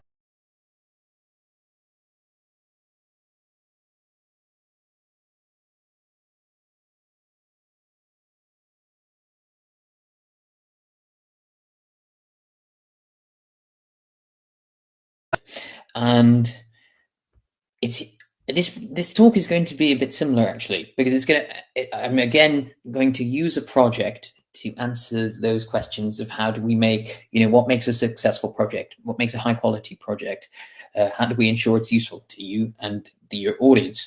But this time I'm taking the example from a project that was submitted to us recently through the award in medical education. So if you haven't seen, Mind the Bleep runs this award in medical education semi-regularly, and you can submit a project proposal or actually something you've already been working on to Mind the Bleep. Now, it's a really good opportunity because there's prizes for the winner and the runner-up. All the Mind the Bleep leads sit and vote, and that's how it's decided. And then even if you don't win or you aren't a runner-up, there's an opportunity, if you're interested, to collaborate with Mind the Bleep on your project if you feel that would be of use to you. So if some of you out there in the audience have a educational project that you are already working on, or an idea you have and you want to work with a larger team, this is a great opportunity to do that. So session objectives, I'm going to talk about one specific project, but again, from that, I'm going to highlight good things in it, things that you should think about if you are going to be submitting a project to the award in medical education, but things that you should think about more generally if you're planning an educational project. So the project I'm talking about came to us not that long ago, and it was from a group of 3 F1s, and they were all King's graduates, but they'd been dispersed to various parts of the country for their F1 now that you have no say in it. And they'd come up with the idea of doing an online basic surgical skills session or tutorials. And they wanted to do short, sort of 10-minute videos on the key topics you would cover if you did a basic surgical skills. So examples are knot tying, tissue handling, dissection, drains, how to hold a scalpel, that sort of stuff. And they wanted to make sure that it was going to be in line with what is taught at a basic surgical skills course. So now, if you submit your project to the Mind the Bleep award in medical education, there are some prompts that you have to fill out. And I was going through their application for this talk, and I was just thinking about some of the stuff in their application that they'd written from the prompts that I really liked, that I looked at and thought, oh, this is a good project, or I like how they've thought about this. This is definitely something we could do. So I've gone through the prompts and I put the things I liked in it. So the first prompt is, how would you develop it? And what they've written is they wanted to make a series of short video tutorials covering skills taught at a BSS course, basic surgical skills course. And the thing I liked about that is they'd specified basic surgical skills course, because what they're telling me then is we know exactly what we're going to cover in these video tutorials. It's not broad. Surgical skills could mean so many things, but they've said, no, we're covering exactly what is going to be taught at a basic surgical skills course, but we're going to do it online for free. And the nice thing as well, when I asked with this question, how would you develop it, is that they'd already started to develop videos and they'd recruited video editors. So they had a few medical students they got involved in the project who were also interested in video editing, and they'd started making these videos. So for me, reading this from Mind the Bleep, so I'm thinking about collaboration, these guys have the idea of what they want to do, a good plan for it, and they've already started, which is the hardest part, the bit that's the most ambitious. They've already got people editing the videos. That's fantastic. So how would you assess the benefit? So they had ideas of doing pre and post video surveys, assessing participant confidence. I thought this was a good idea. The other thing I liked about this is that they could turn that feedback into data. They could then write up, for the 3 F1s all keen on surgery, they need to turn their projects into abstracts or posters or papers. This is a way they can do that. And finally, the idea of getting feedback from participants and continually improving the video. So not just making a few videos and then being done, actually looking at what the feedback is and making more.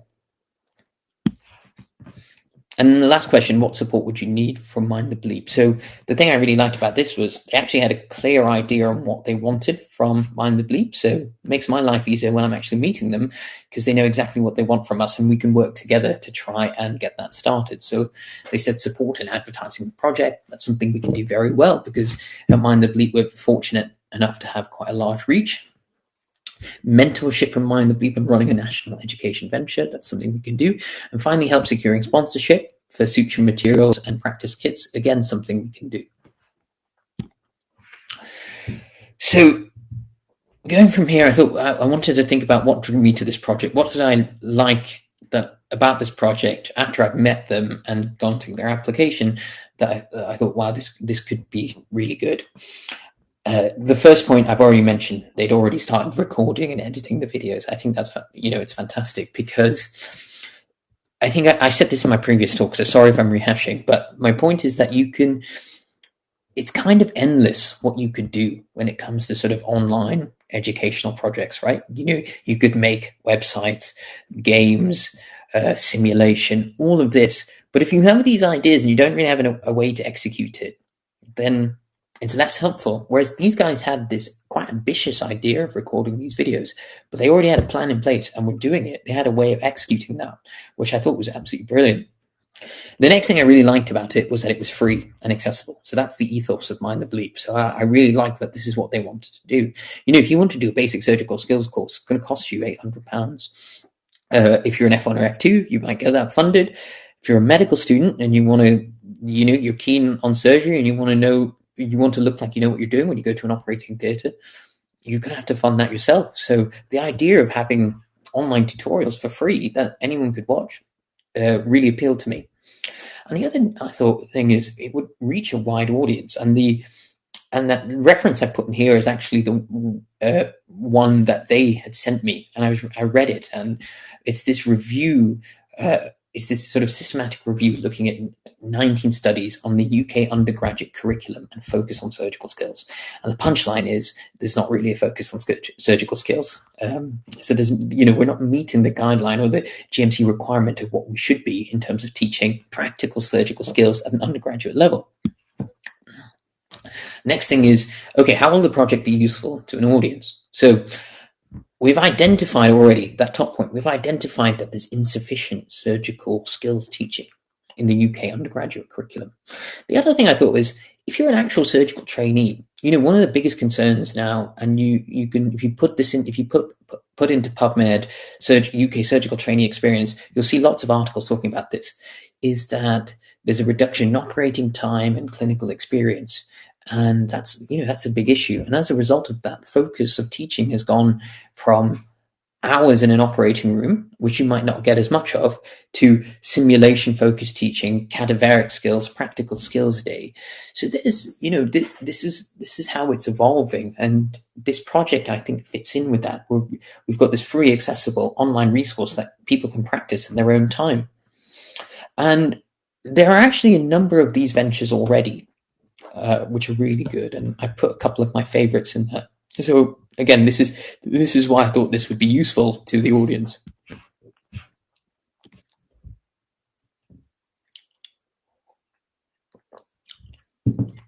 So the next thing I want to think about is, how will the project be useful to the actual team? So I said this before, it's all well and good having projects that's useful to your audience, but if you're doing the hard work, you need to have a plan of what you're going to get out of it. So there were 3 F1s, and I thought, okay, what can they actually conceivably get out of this project? And there's quite a few things. So they can get their teaching points sorted. They'll have a national teaching program, opportunity to work in Mind the Bleep, develop themselves, and also eventually go into a leadership role, an opportunity to write up and publish this project, an opportunity to practice their surgical skills. Similar how, for me, running the CST interview skills webinars actually helped my CST interview. Running a project about surgical skills is naturally going to help your own surgical skills. So that's a great thing for an F1 who's keen on surgery, who might go into theatre a few times as an F1 and F2, to be able to have ran this, have an understanding of the skills, and have practiced it themselves. And the other thing is this idea of mentorship. Mind the Bleep is such a large, wide network. If you join, there's always someone you can seek advice to, someone more senior than you that you can get help from. For me, when I was applying for CST and when I started CST, we have a few surgical registrars in Mind the Bleep who I've been able to go to for advice. I've gone to Akash a number of times as well. Just to add to this point, an own personal anecdote, we have a project about ultrasound cannulation, and we have an anesthetics registrar who is leading that project. And when I was revising for my exam, one of the things that comes up on the exam is different fluids and how they relate to body fluid compartments. I hadn't looked at that since I was a year 1 medical student, and for the life of me, I couldn't understand it. So I actually ended up speaking to this anesthetics registrar, Sean, and he sent me a few videos of his hand-drawn diagrams explaining that to me, and I got it. And this is from joining this network of Mind the Bleep that I have access to someone who I can ask this question to. So this is where that sort of wider mentorship and joining this network comes into it. And I think that is such an important consideration, or such an advantage of putting an application in and getting involved with Mind the Bleep. I'm not trying to sell it too much, but I do think that's an important thing to bring up, really. Okay, so we've talked about why I like the project, why I think it would be useful, and the reasons that I think it's a winner, really. I actually just wanted to include a slide about what my suggestions were for this project. And the reason I'm putting this in there is just to put it out to the audience. If you guys are thinking of running similar projects, or this might have stoked your own imagination of things to do, these were my suggestions. So if anyone's interested in joining this or wants to run a similar project and has their own thoughts, I would welcome an email about it. So my ideas for this were that whatever we teach in our videos, needs to be exactly the same technique as they teach in basic surgical skills, because that's a technique tested on when you do your Part B OSCE examination, right? So we need to make sure that what we're teaching is right is the wrong word, but the textbook technique. Then another suggestion I gave to them was that why don't we now focus on the videos, but let's keep in the back of our heads a next step, which could be the introduction of an in-person basic surgical skills course. I also thought we've got, this project has, again, focus on the videos for now, but consider future collaborations. So getting sponsorship from surgical instrument companies so we can give people practice kits, collaborating with different surgical societies, for example, ACIT. And then finally, one idea I had was doing an online surgical skills competition. So for those people who watch the videos, sending in videos back to us of them practicing the actual maneuvers, and we have some sort of online surgical skills competition. They have one at the Royal College of Surgeons where you have to go there. I just thought it would be really fun if we had Mind the Bleep's own version of that. And again, it's an opportunity for anyone who submits to win a prize. And then takeaway points. So again, takeaway points are really similar here to my previous one. But if you're thinking of putting in an award, an application for an award in medical education, I urge you to think about these things because it will be really helpful to your project.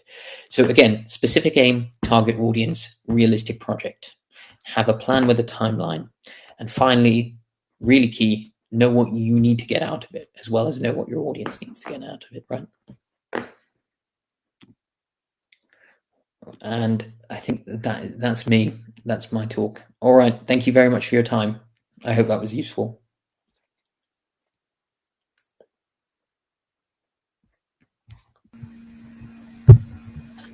Lovely. Thank you so much, Sid. Really appreciated that. And also appreciated all the compliments to me. Just putting it out there. A joke. Next slide. To summarize what basically everyone's been saying it's all about matching what you are interested in and what's going to help with your portfolio and the skills that you want to develop.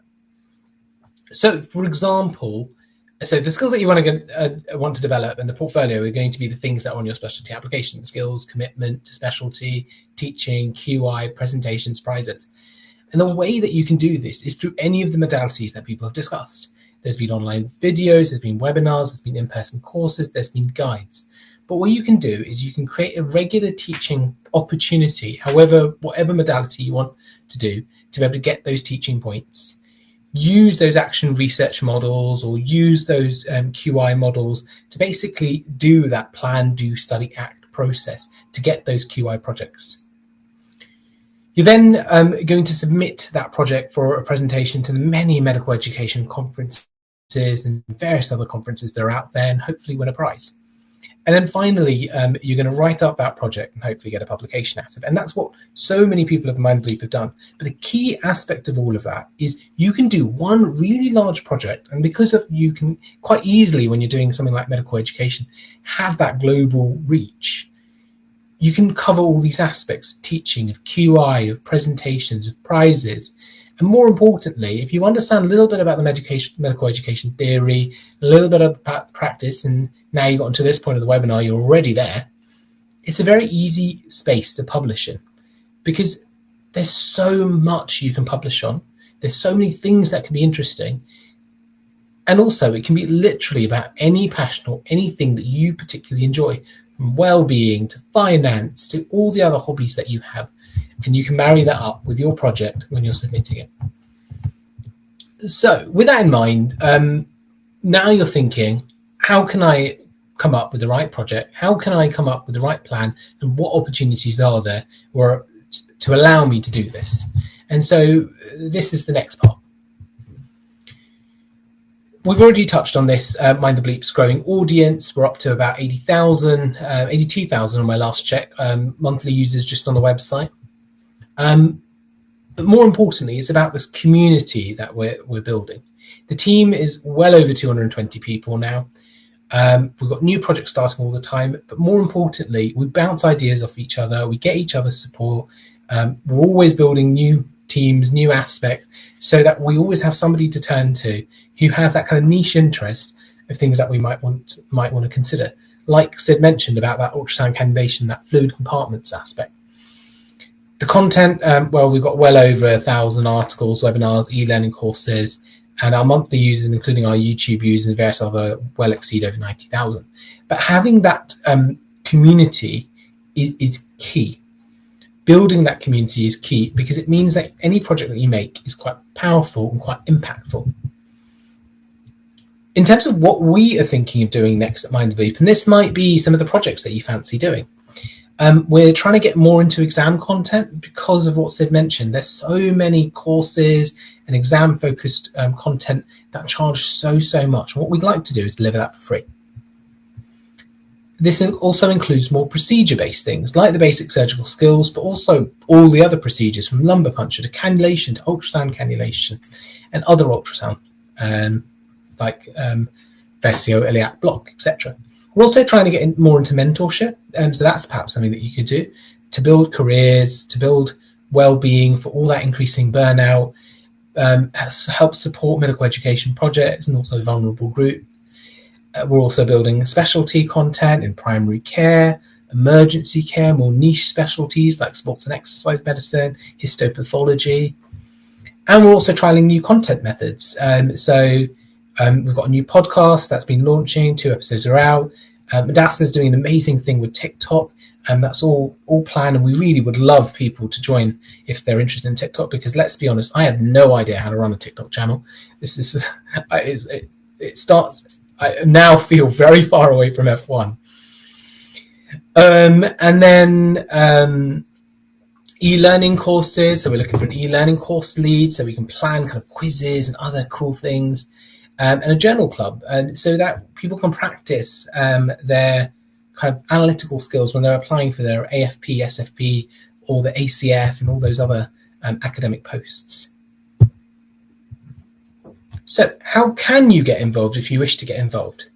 So going from the bottom, because Sid's already touched on that, is the award of medical education. Every few months we open that up for people to submit their best educational project proposal, what they're going to do, and Sid's talked about that in detail. Please go to that and submit if you've got an educational proposal that you wish to submit, because we would love to support you in building and developing that. There's mindthebleep.com/lead. So if you want to lead a specific section, be it the final year team, the medicine team, the research team, the MSRA team, various mentorship schemes, and so many other things, have a look at that link and apply to one of those leadership roles. We're looking for people with leadership experience. We're looking for people with some teaching experience, and we're looking to support and help you grow, help you build, and help you develop so that you are able to do all of those skills better and better as you go along. These are critical for when you're applying for specialty training, when you're applying for your consultant job, as I am, all of those things. And yes, they do count as a national leadership role. If anything, they count as an international leadership role on the basis that our audience is international. And then finally, mindthebleep.com/contribute. This is where you can present any single project you want, however big, however small, whether it's a single article you want to begin with, whether it's a single webinar, or whether you want to do something massive. That's where you have an opportunity to tell us what you want to do, and we will guide you, we'll support you, and we'll work with you to pick the role that suits you. Now, it doesn't mean that we will only support you if you want to join us. This is not some sort of kind of organization where we only kind of help our own. I've had so many other people reach out being like, I want to set up my own website. I want to set up my own educational series. I want to set up my own educational thing. And I'm like, yes, that sounds amazing. At the end of the day, we are here to create free educational content. It's not about how it's branded. It's not about how where it comes from. The fact is, the most important thing is we need more and more high quality education out there, because the people who are going to create the right content for us is us. And so if you want to reach out and say, Akash, we need some help with this project. We want to do it on our own, but we just want some advice and just some support. That's okay. Just submit it. We're more than happy to help, because ultimately the key thing is getting really, really helpful and good content out there. In terms of finding the links, actually, if you just go to the top right-hand corner of the website, all the links are there. So thank you so much for attending. This is the feedback link. Don't worry, it's on every subsequent slide. You can also reach out to me by email if you want on info@mindthebleep.com. There's also various social media channels that you can reach out to me on. But the next part is all about Q&A. Now, you can stay if you have any questions. You can stay if you want to listen to the questions. But I also appreciate it is 9:15 and many of you may wish to sleep because you've got work and various other things tomorrow. But this is your opportunity to ask every single question, however big or small, about anything that you would like to ask. And I'll be here for the next 15-20 minutes or however long it takes to answer them. So please throw your questions into the chat now.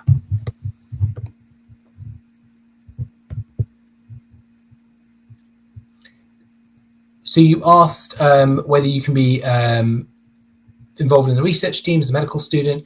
Yeah, just submit that and we'll let you know. Could you pop the QR code in the chat? What I'll do is I will send a link to everyone. I've just done that. So all of you who've registered should get a link to the feedback. We'll also put the link in the chat as well. If you haven't received that email, so you can complete the feedback. Completing the feedback will get you that certificate, so you can get your certificate confirming that you've attended these hours. How could this help me? I'm already done with MRCS, 2 years post-graduation, working as an SHO in surgery. It all depends on what you want it to help you with. If you want to build your portfolio for kind of more specialty applications, it could be that. It all depends on what you need, from prizes, presentations, QI, teaching. It all depends on what you want. And if you reach out and tell us what you want, what you're interested in, and what you need, then we can work with you to work out the right project to help you.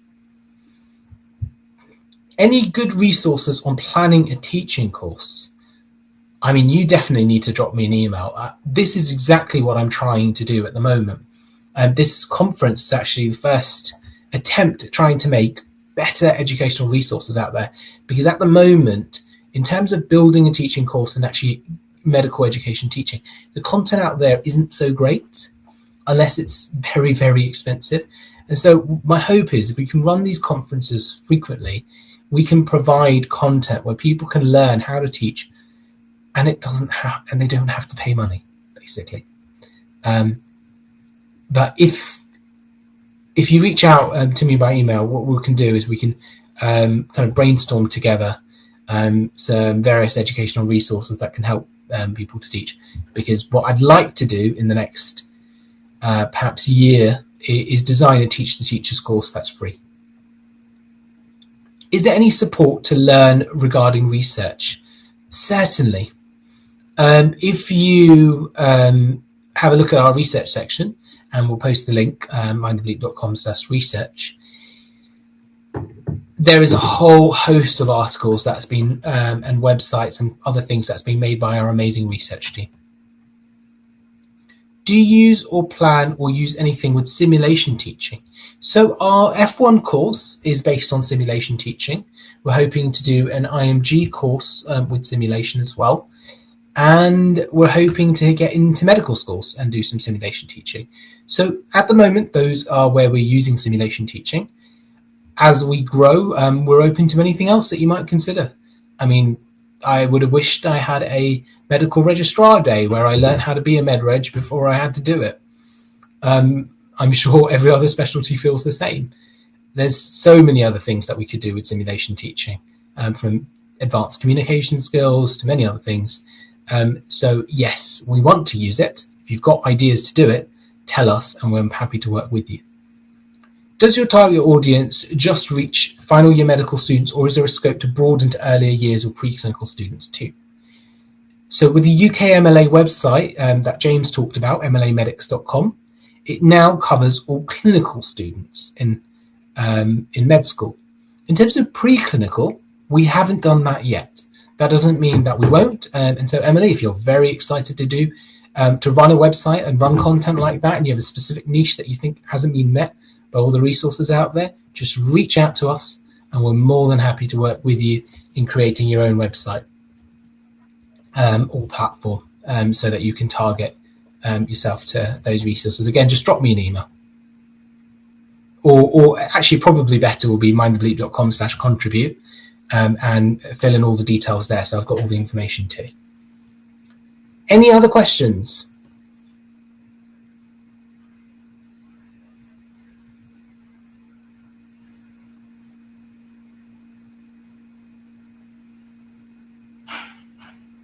I'll stick around for another couple of minutes just in case there's any more questions.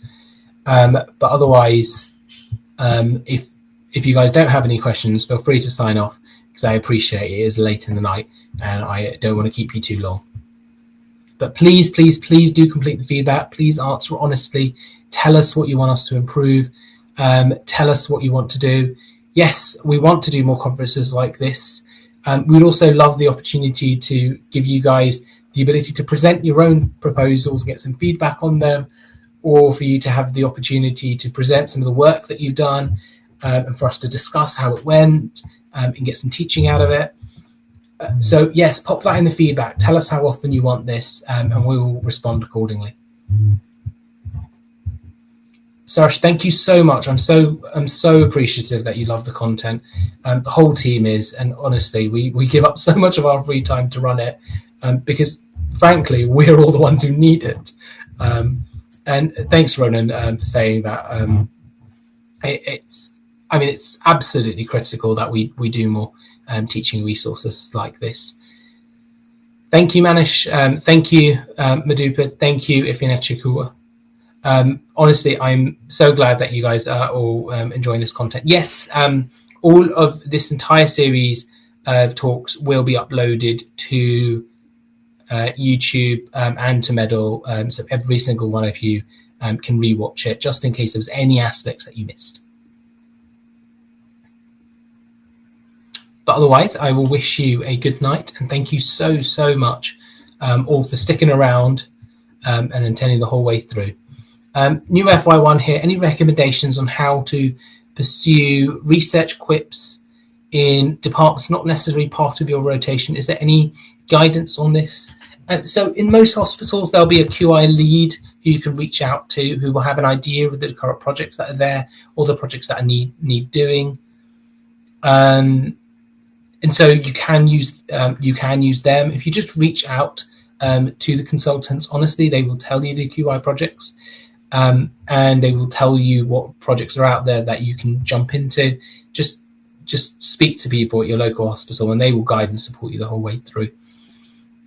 Harish, yeah, you can scan the QR code and get your and complete the feedback that way. I've also emailed you the feedback form, so you can just click the link in your email inbox, however you would like. Brilliant, Grace. I hope that means that there's an application coming through.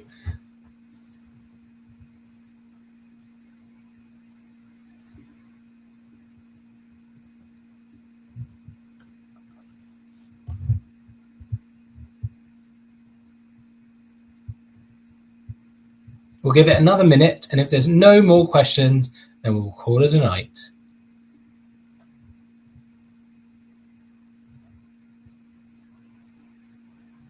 You guys are too kind. Thank you so much. I'm so glad that you enjoyed.